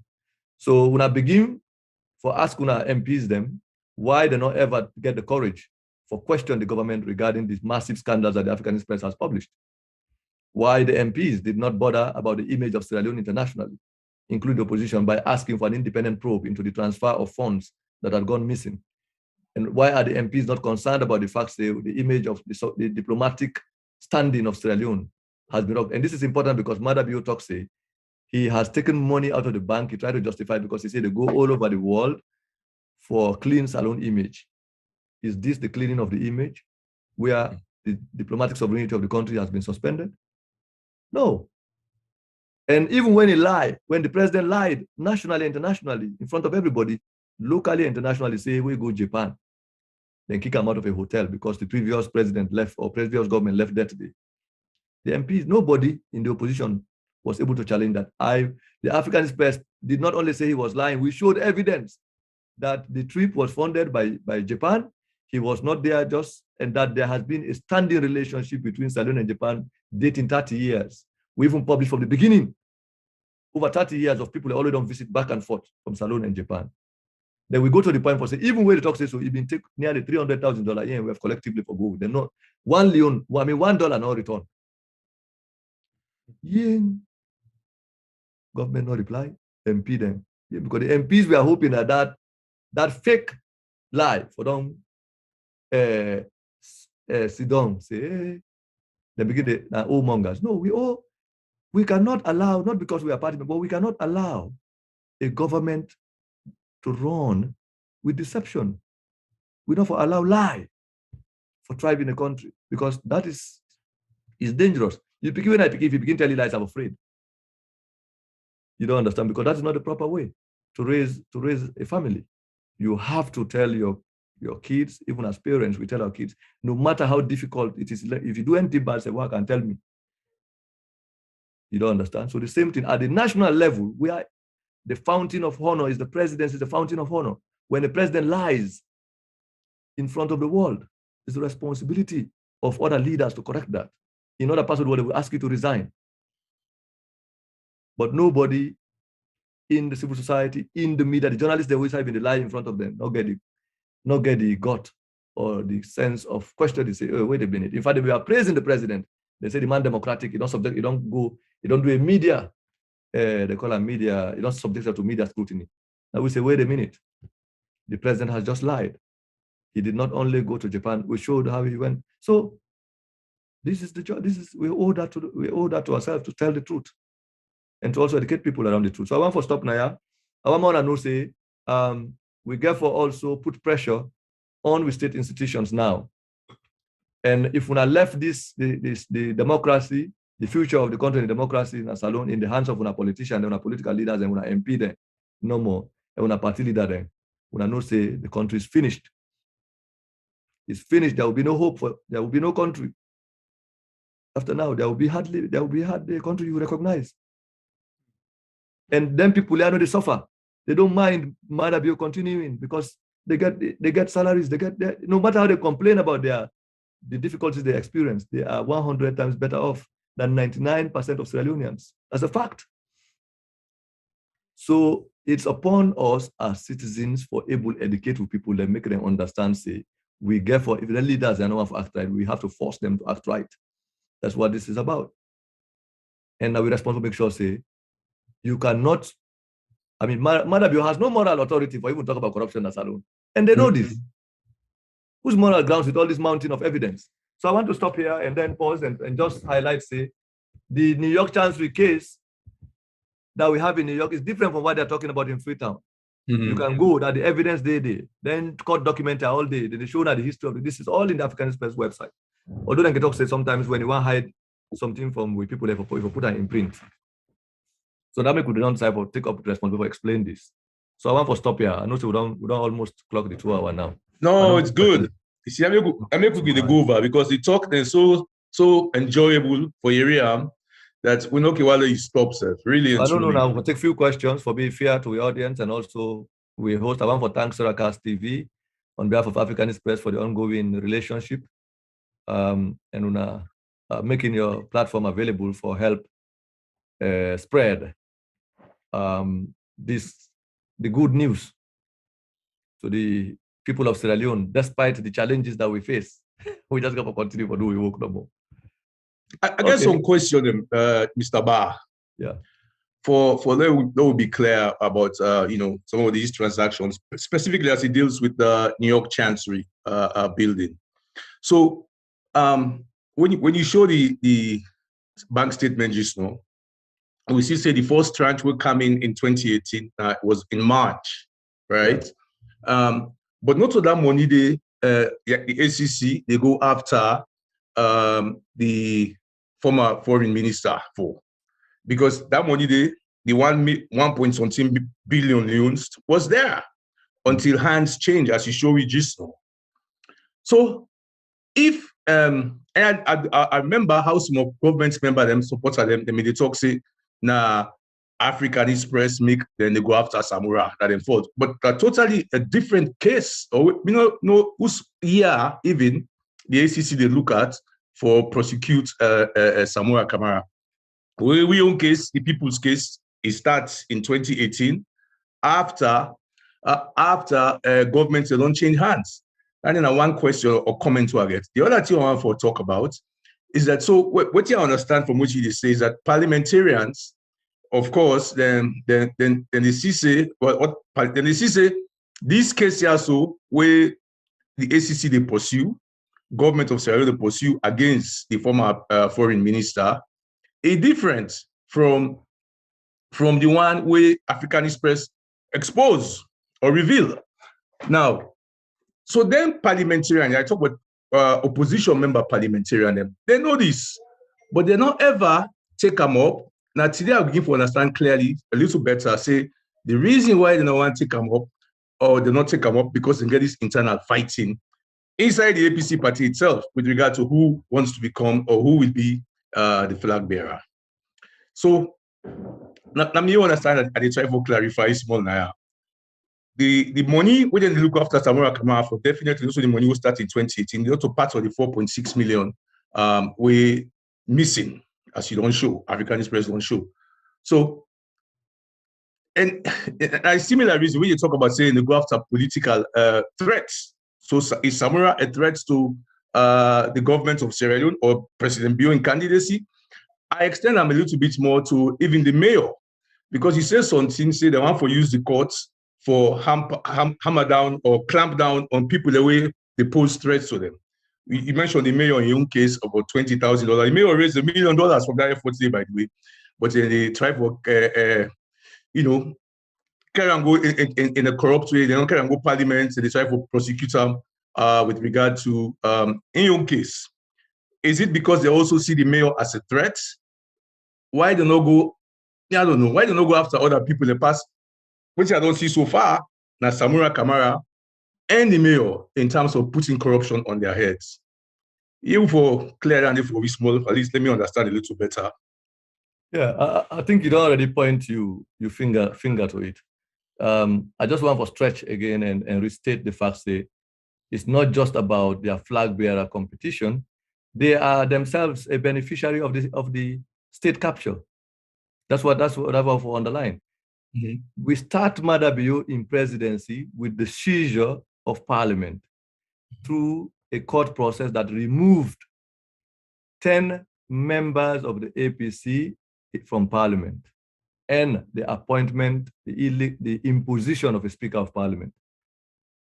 What do we talk about? We say parliament will function because we get an illegal speaker who was imposed. No, so the MPs were complaining about that to the point that the international community repeat the opposition complaints, the EU statement as a reference point. But then in May, what happened? The same court process where remove APC MPs from parliament. Now the same court process also removed the standing leadership of the APC and then appoint a caretaker executive the same way that the court appointed SLPP for replace APC members in parliament. The same way the court also the judiciary appoint caretaker, an interim executive for the APC. And that interim executive is a joint executive made up of members of parliament and opposition members outside of parliament. So the question is, if we talk about state capture, the Madabio has captured all state institutions in the country. There are no independent institutions. Then there are also no independent, the APC is not an independent party by virtue of the action. If parliament is not independent, because of the command of parliamentary majority through the court process by the ruling party, then also the APC itself is not independent because the court has appointed people from parliament and outside of parliament to take care of the APC. The APC as an executive. And basically the caretaker executive is made up of a group, a faction of the APC in parliament and outside of parliament. You don't understand? So through that process, this is why the opposition has been disabled. It cannot act as a united organization. Now, coupled with all other things before then, include the use of the court and the use of other institutions, because Madabio is not really fighting corruption. The COI, this was just a waste of money and a facade.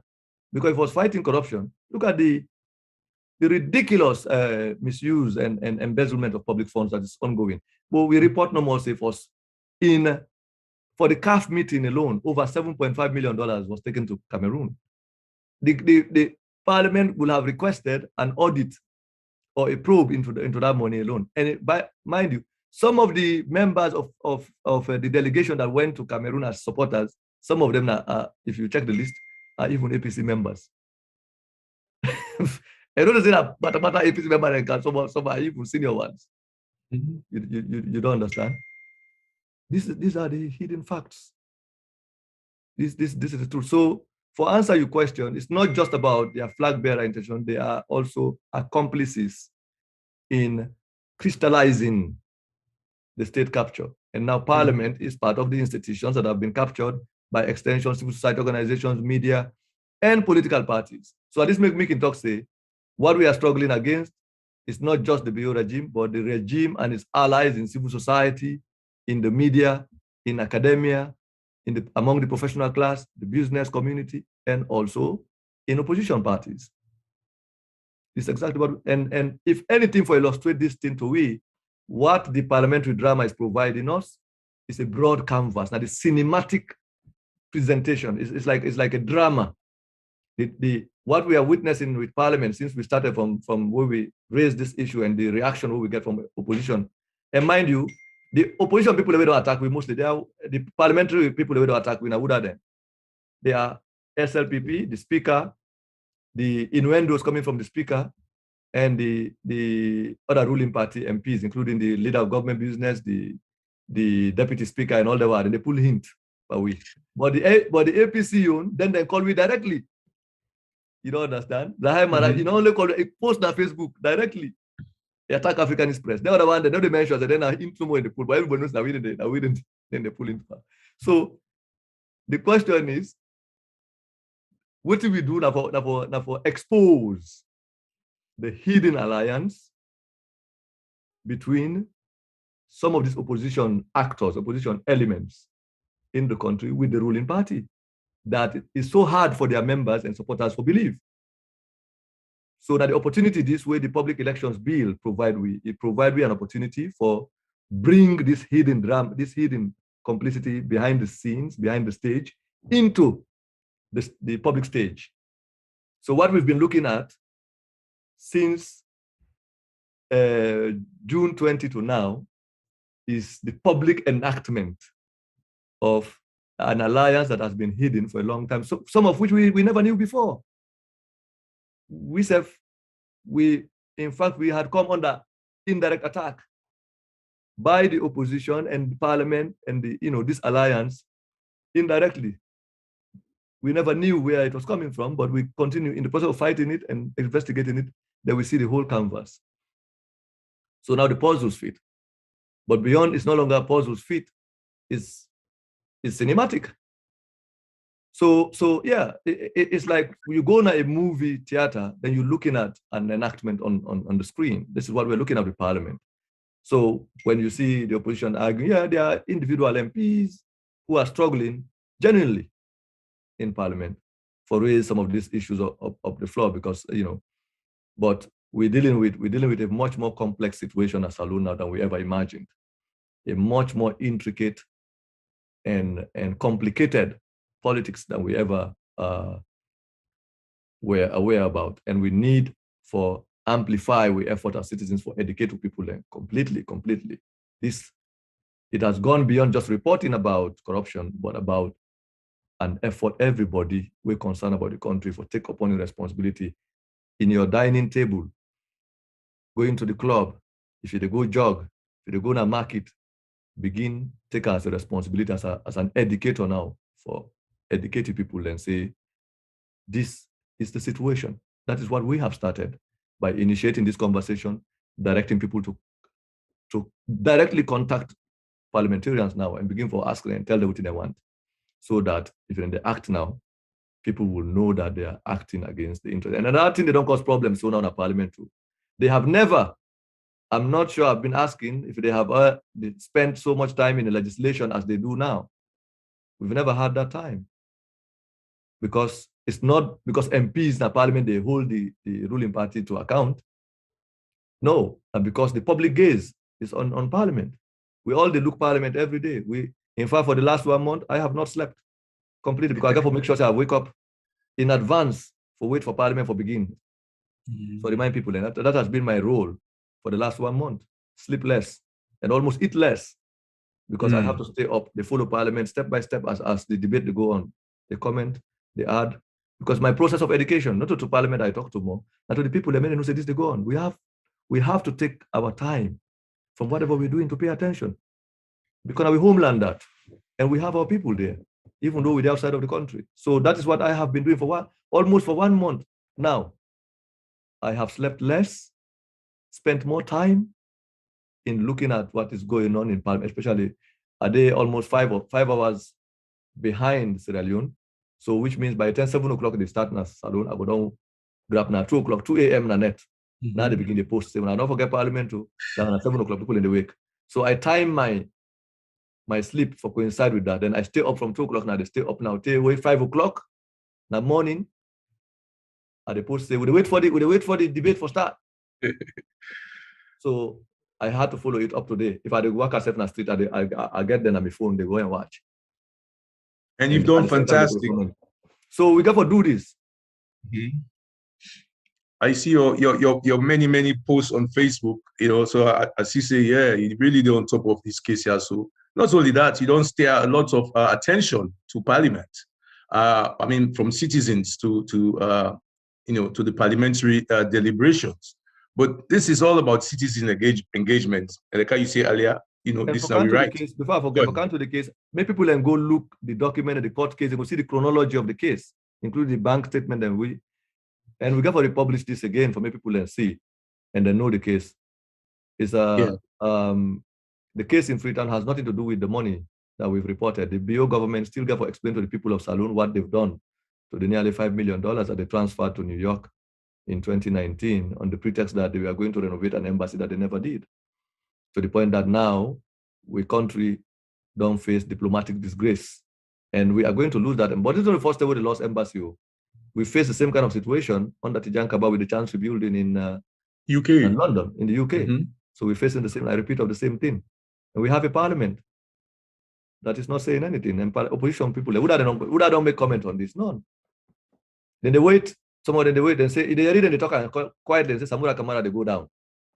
They are waiting for Samura Kamara to go down so they can come up. But they know they talk about what happened to our money. They don't talk about what is happening in New York, what's happening with the disgrace, international disgrace what they face in the eyes of a president who has put our image to the gutter in the United States. In direct contrast to what you say they try to do with all in travels for clean with image in the dotia more pass I meter. So I see we got 3 hands up. Yes, we do. We'll type of sign out. Yeah, we'll take them question there so quick. Andrew Kamara, I'm gonna ask you for unmute now. See if you can unmute yourself. Andrew. All right, so you go first. Yeah, thank you, Mr. Masele. And thank you, Mr. Bab, for the good job. Good morning, good evening, fellow Sierra Leoneans. Not like a question, I just want to throw light on waiting what I don't they do for the past years and what he discuss here in particular. On the area of the two side we capture on the basis where matter be on for use for comeback, get a second term, especially the side we get for do with this bill for the past 1 month where we don't monitor and they follow the conversation. But all that get for do with the eye-opener way the Africanist press give to we Sierra Leoneans. And we can't understand this fact on the basis of the post that we don't do on our website and Facebook page. But I just want to draw our attention to Section 31 of the 1991 Constitution, where then they try for baffle we. Because for all these past 3 weeks, until today, we see another side of the conversation at Parliament, like what Mr. Ba just said. The mandate where they give to Sierra Leoneans them, according to the Constitution, the mandate where if you don't 18 years, you get the right to go register and vote. Then if you get a sound mind, any other thing we get for alter that part of the Constitution, you get for get a 2/3 majority. You get for vote for that. But we see another side again. I get for two question to Mr. Bawe. We see the Parliament, Abbas Bundu and the rest. They say they don't need vote because already did not the Constitution. The 2012 Act where the APC pushed the Parliament and say the Election Act, he already did it. So the president get the veto for just put them into itself as usual. You understand? So I want to ask a question to Mr. Ba, say, if indeed, with all this play cook we don't have in our Parliament, the PADMs there, because every sitting where they sit, now part of the money, the taxpayers' money, and they pay there, apart from the salaries, and they give them for parliamentary sittings. So all these conversations where they don't get the So the president get that kind of power for go ahead as usual and just veto and give the mandate to the commissioner for do what he want for do. Then the next way on for throw light on. Part of this gets for do with how many education them people there don't give to the public. Because if you relate this to the campaign where the first lady be raised the answer for our girls, we see a lot of musicians them be invited. We see a lot of cultural leaders them. We see leaders in the community where they give the mandate, they give them money, a lot of money for the campaign of a selfish interest for the first lady.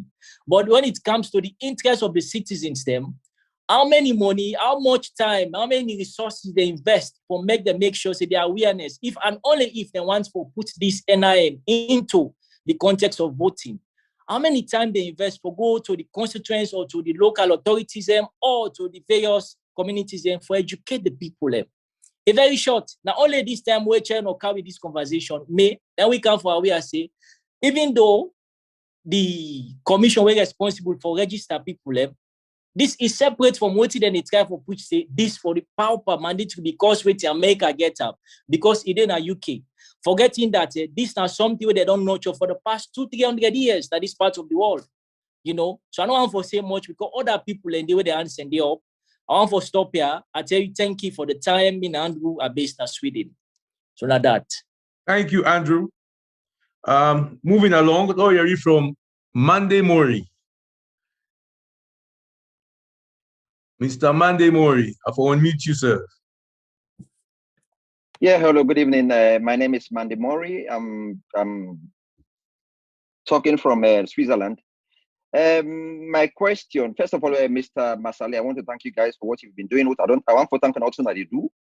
I commend the Africanist press for we don't open we eye, you don't try to enlighten the citizens them. We don't know, most of them ignorant at the country.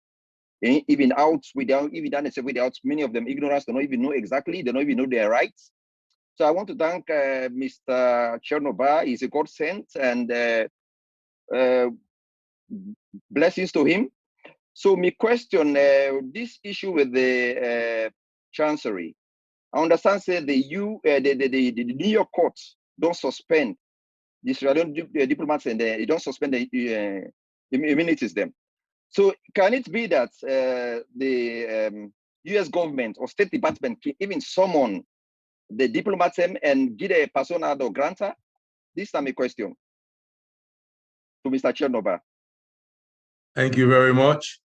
I see some more hands on the come up. We know the thing I had to do. All right.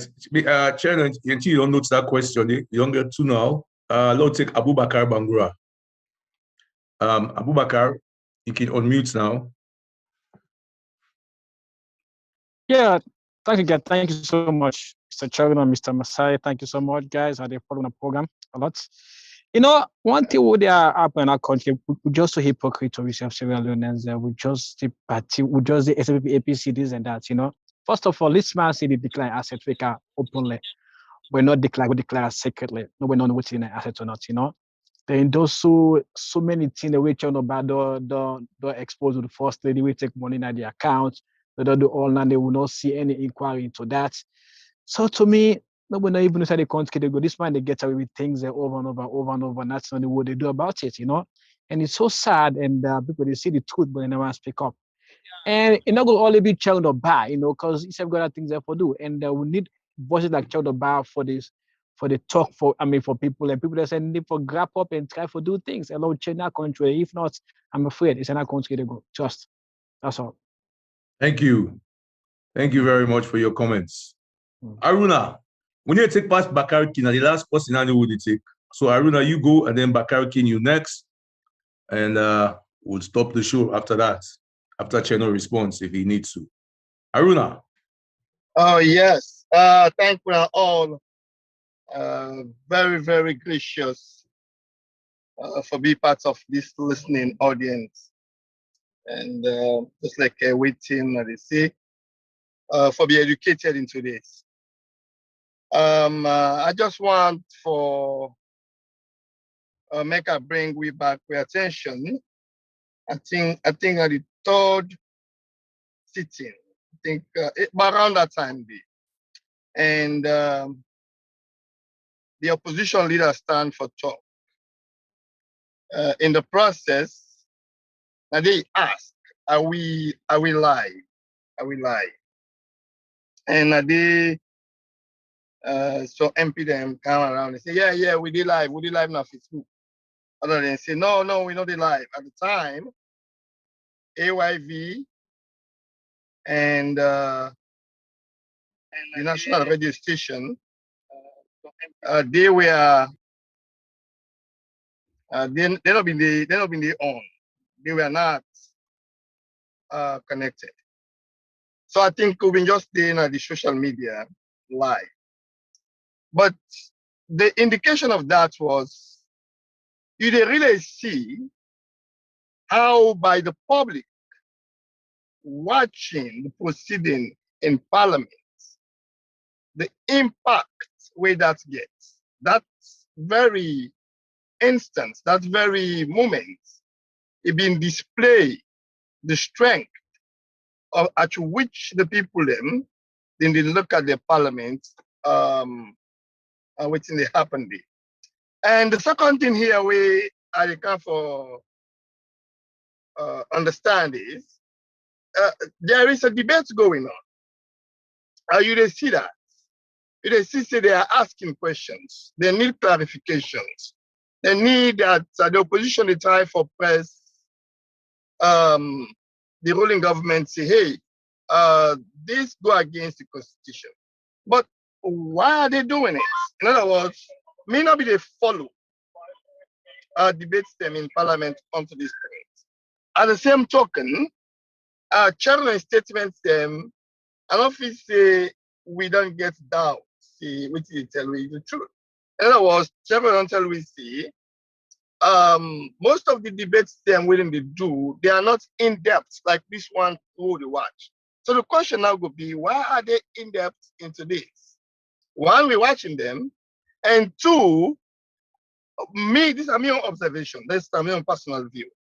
Then one for be into this debate so much so that then go disprove the Africanist press for make them go say, hey, the Africanist press been say we no go debate into this and we don't prove them wrong. And that's all of the evidence system where the Africanist press don't come up with.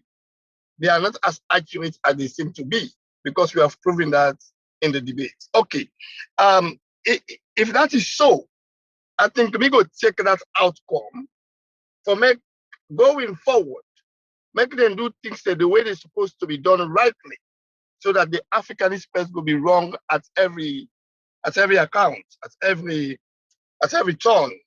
I think the public, the Sierra Leone people will go with that. I just want to bring them two observations today, and then we thank them so much for this work. Thank you, Mr. Aruna. I mean, Kasu will give you one last chance for response to comments and or questions. Last question for the day. Last question or comment. Mr. Bakar King Conte. You get that. Hello, good evening, good afternoon, good morning, everywhere you day around the world. And also we get listeners them from all across the globe. I greet you all. First of all, I want to tell you thank you, Mr. Masale, for you and your team for hosting this program. And I want to say thank you to Mr. Chernoba for all the work them you don't do for all these years. Mr. Chernoba, I'll make you know say you know me Professor Lumumba, you know me Julius Malema, you know me Julian Hassan, Sierra Leone, because of what you represent. Probably maybe many people get the chance to know you just this past 3 years, 2 years, 1 year, but me don't know what you stand for over 10 years. You've been somebody we get passion for accountability. You've been somebody we get passion for a good governance. And I believe in the past, it's a way people be in a power. You know, one person we respect you, but at the same time I can mock you. You've been get so many friends them within the SLPP, we hold you in high esteem. that same day you been talk against corruption and certain things that will go wrong in the country. But today, these people have become your enemies because you stand for what you be stand for. It's we then be in our opposition. Now, my question where I ask you. Now today we get so many people around again. We're in our opposition. We probably not be like what you be do today. They are supporting you. How hard it is for you to be in this position? We say people like you, same way as Professor Lumumba, we can get respect from international observers them, but within the country, then they face a battle where is they don't know who love them for real or who hates them for real. So how you fight with that kind of personality within? Second question I want to ask you, based on the information then we give, the press release them, many of we will go school and learn something, able for get you message and then understand the in-depth of it. But the lame woman at the village, we not able read, we not get access to your information. What thing you go able to do in the next couple of months before we go to election? What thing are you plan with your team? If there's any way we want to get in place or any advice, how we go able to translate your writing into different language or tribes them for able to meet lame man in the village, lame woman in a village in a different languages them. Is there any advice where you go give to anybody out there? Those are my two questions. Thank you very much, Mr. Bakarkin. And in a man who sabi channel from the past, it looked like you said a job you apply for. We're nobody will. I will have channel there answer. Yeah, I appreciate the comments, but I don't mean say I've been on talk say with the embargo back because I've been on decide that the block and force on Facebook in the next 10 days. So this I barely can bail me so now. So but the left because of that I got a small amnesty for see how it will behave next 1 month back. Yeah. Anyway, I think the question about we diplomatic standing, I no go like for comment on where Sierra Leone stands with certain of them partners internationally, but already more we look at the statement by the EU, regarding the last EU mission and how they may feel about the independent state institutions and all of that. Mother Beauty claims say you don't try for make Salone respectable internationally, and that is really false. Within the New York situation until we know the fact that it's an international embarrassment. And now when they can't put the government in a court, CSF, there's potential that the news can go beyond Africanist press now. It will go, to other international press organizations. And that's a huge, there are huge implications for a country like we own, where they try for attract more friends internationally. So it's not a good thing. And it surprised me that we MPs are not even concerned about that. The parliament not even concerned about that, about the watering down of the image and diplomatic standing of the country in a situation like that. So I would like for just Lefande. The question around what is parliament trying to do? I don't think say, you're right for talk say perhaps then they think say they disprove Africanist press. No. I don't care what they think really regarding whether for invalidate we work or not.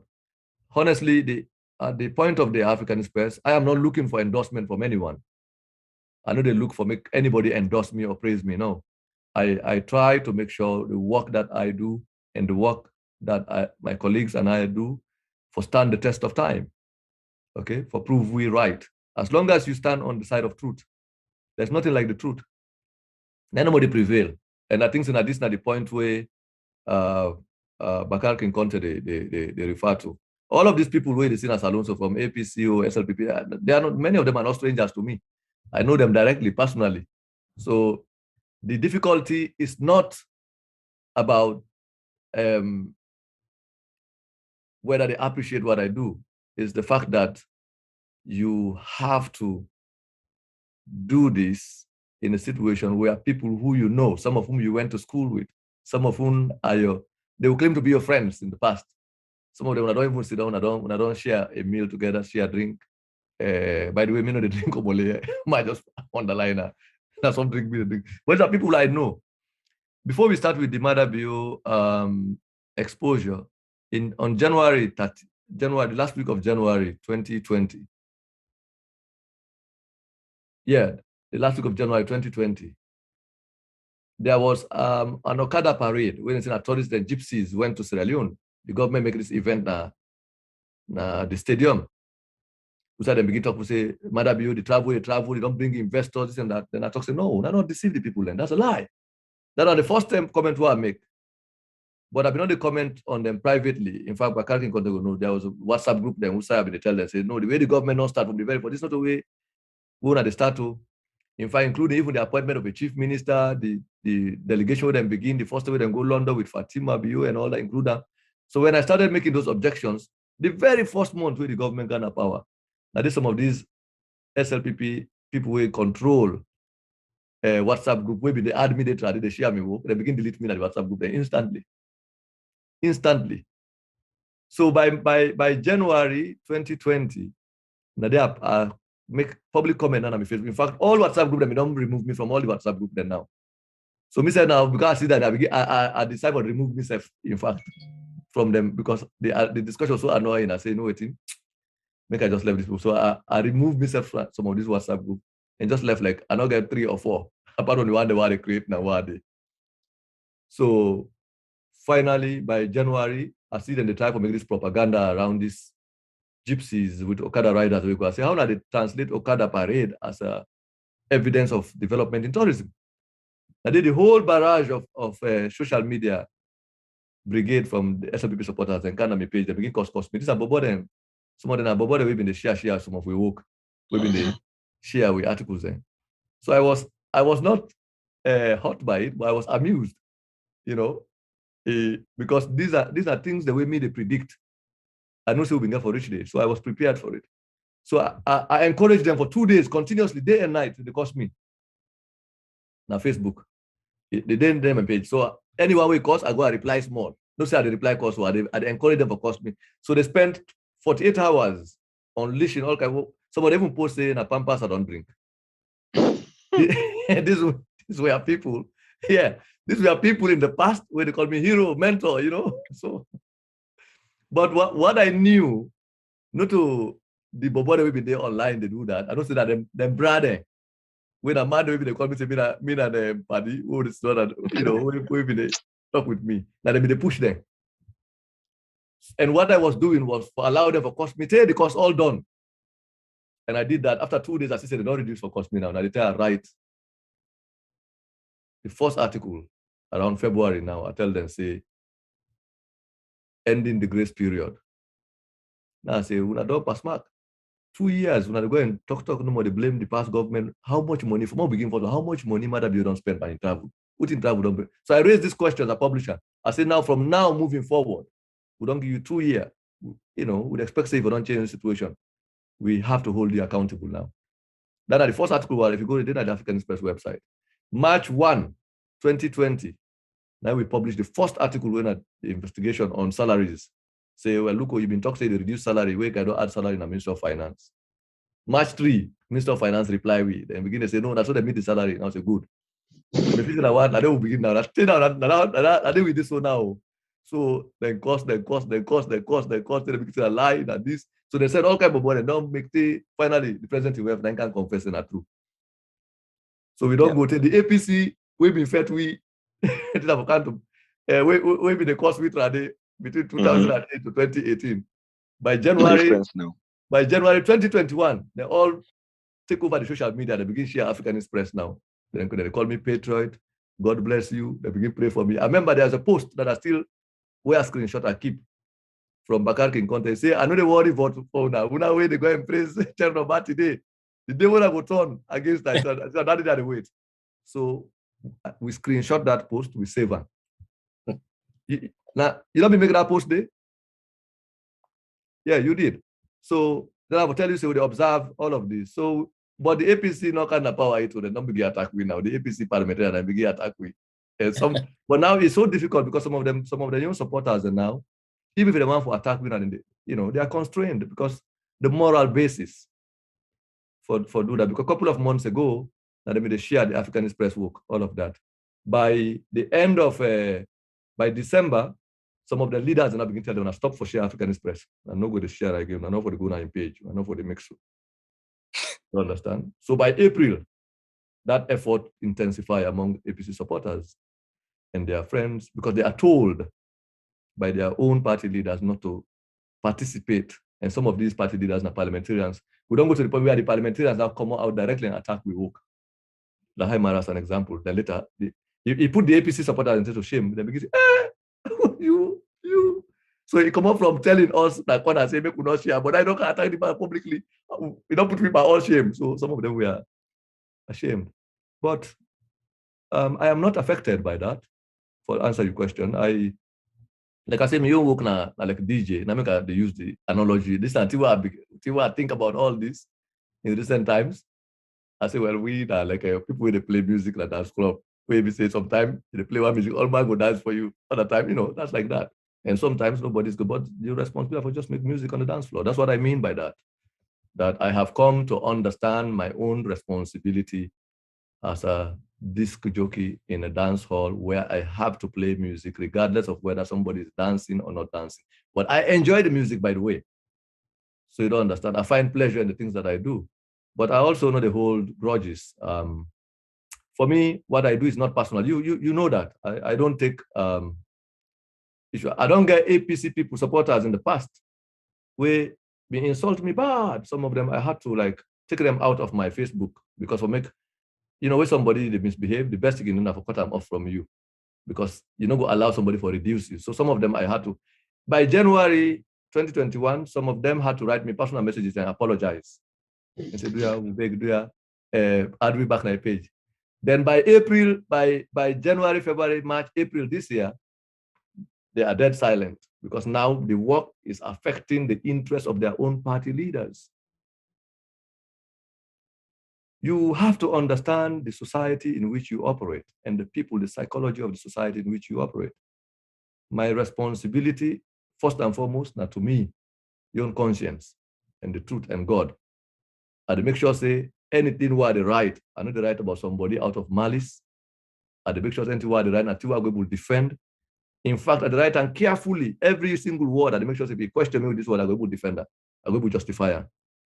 In fact, you are not need to explain because you already don't see what I do professionally and privately with some of the work I do. But I enjoy it.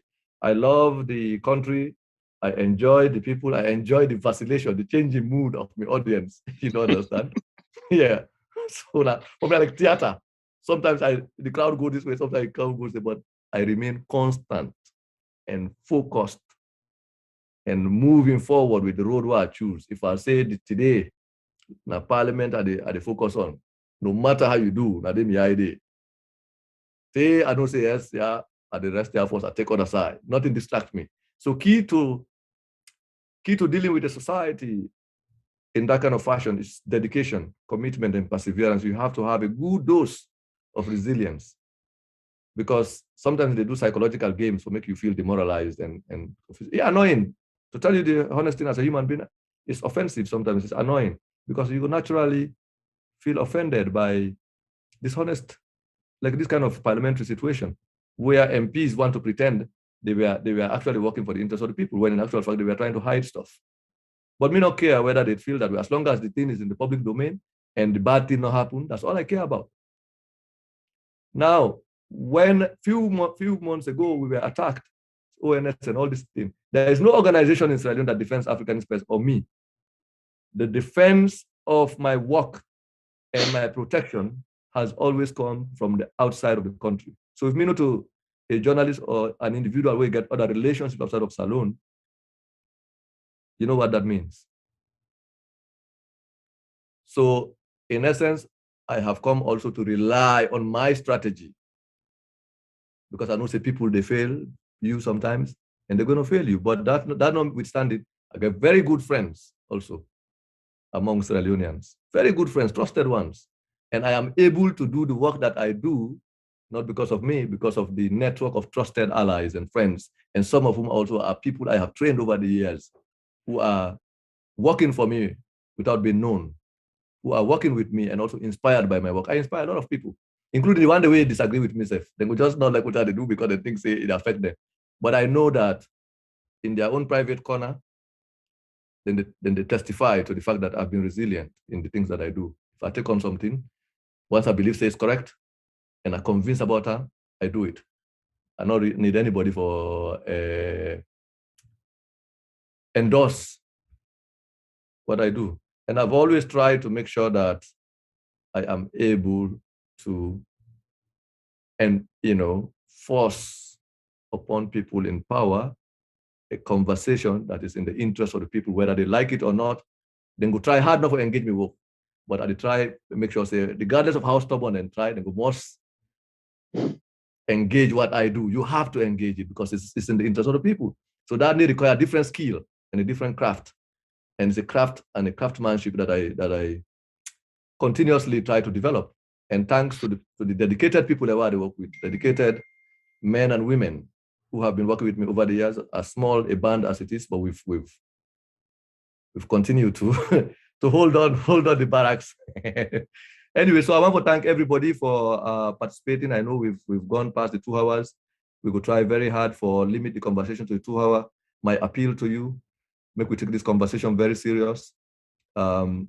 We political leaders, and we want to have a country where institutions and organizations and individuals will be able to check authority. Power naturally very big. There's nothing as glorious as power, nothing as fearful as being in power as well. So if leaders are not get a group of people, we will be able for at least resist some of the things that we try to do, we know we'll get a peaceful society. All what we want is for things to work right. If we're able to tell we young people, if we lack with parties, we lack with leaders, we lack with brothers and sisters, and if we're able to tell them true, then no go accept her at the moment. But down the road, then go accept her. 2 things. We have 2 things that we can struggle with. Love, for say this person like me, and respect. So I tell my own family that what I struggle for is respect.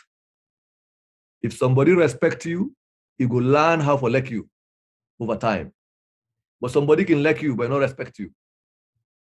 And the difference between the two is principle. Okay, so for family, when it comes to family, your kids, your wife, or your spouse, or whatever, it's a subjective relationship. They have to love you. You do everything. I make you they come away, guys, and for them gift. You always try to be a good husband, a good wife, a good father, a good child, because you want your family members to love you. So you do those things to make them love, because you have no choice. They have to love you. When it comes to professional engagement, it's not about love or like. It's about respect. It calls for principled relationship. Once the people you work with or you deal with at a professional level are able to respect you for who you are and what you stand for, over time they will learn how to love you. But they can love you, but they do not respect you. And I will choose to be respected for the things that I believe in, for the truth that I stand for, than to be loved. So now that made the type of say, maybe we just do the things that we believe is right way to push society forward. We left the rest. One day we can be understood and we go able to live in peace. So I want to leave you with that kind of advice and say next week again, we look forward to the conversation. We'll continue to publish. And regarding what we will do for spread the word, it's all our collective responsibility. Make we all use every opportunity in the dining table and everywhere, 24 hours, or spend some time for spread this word and spread the message and contribute to the process. We cannot do it alone.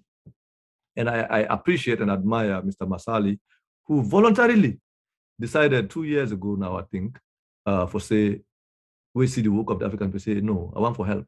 And first, the number of WhatsApp groups, the message where they see that he's been insulted and, so we suffer the same thing. But such that kind dedication and commitment gives me courage and say, wow, this is impressive. And we can laugh about an economy sometimes. Papi, how you see? I see the tension of Amo. It's more add fire. We add more fire. So that's the thing.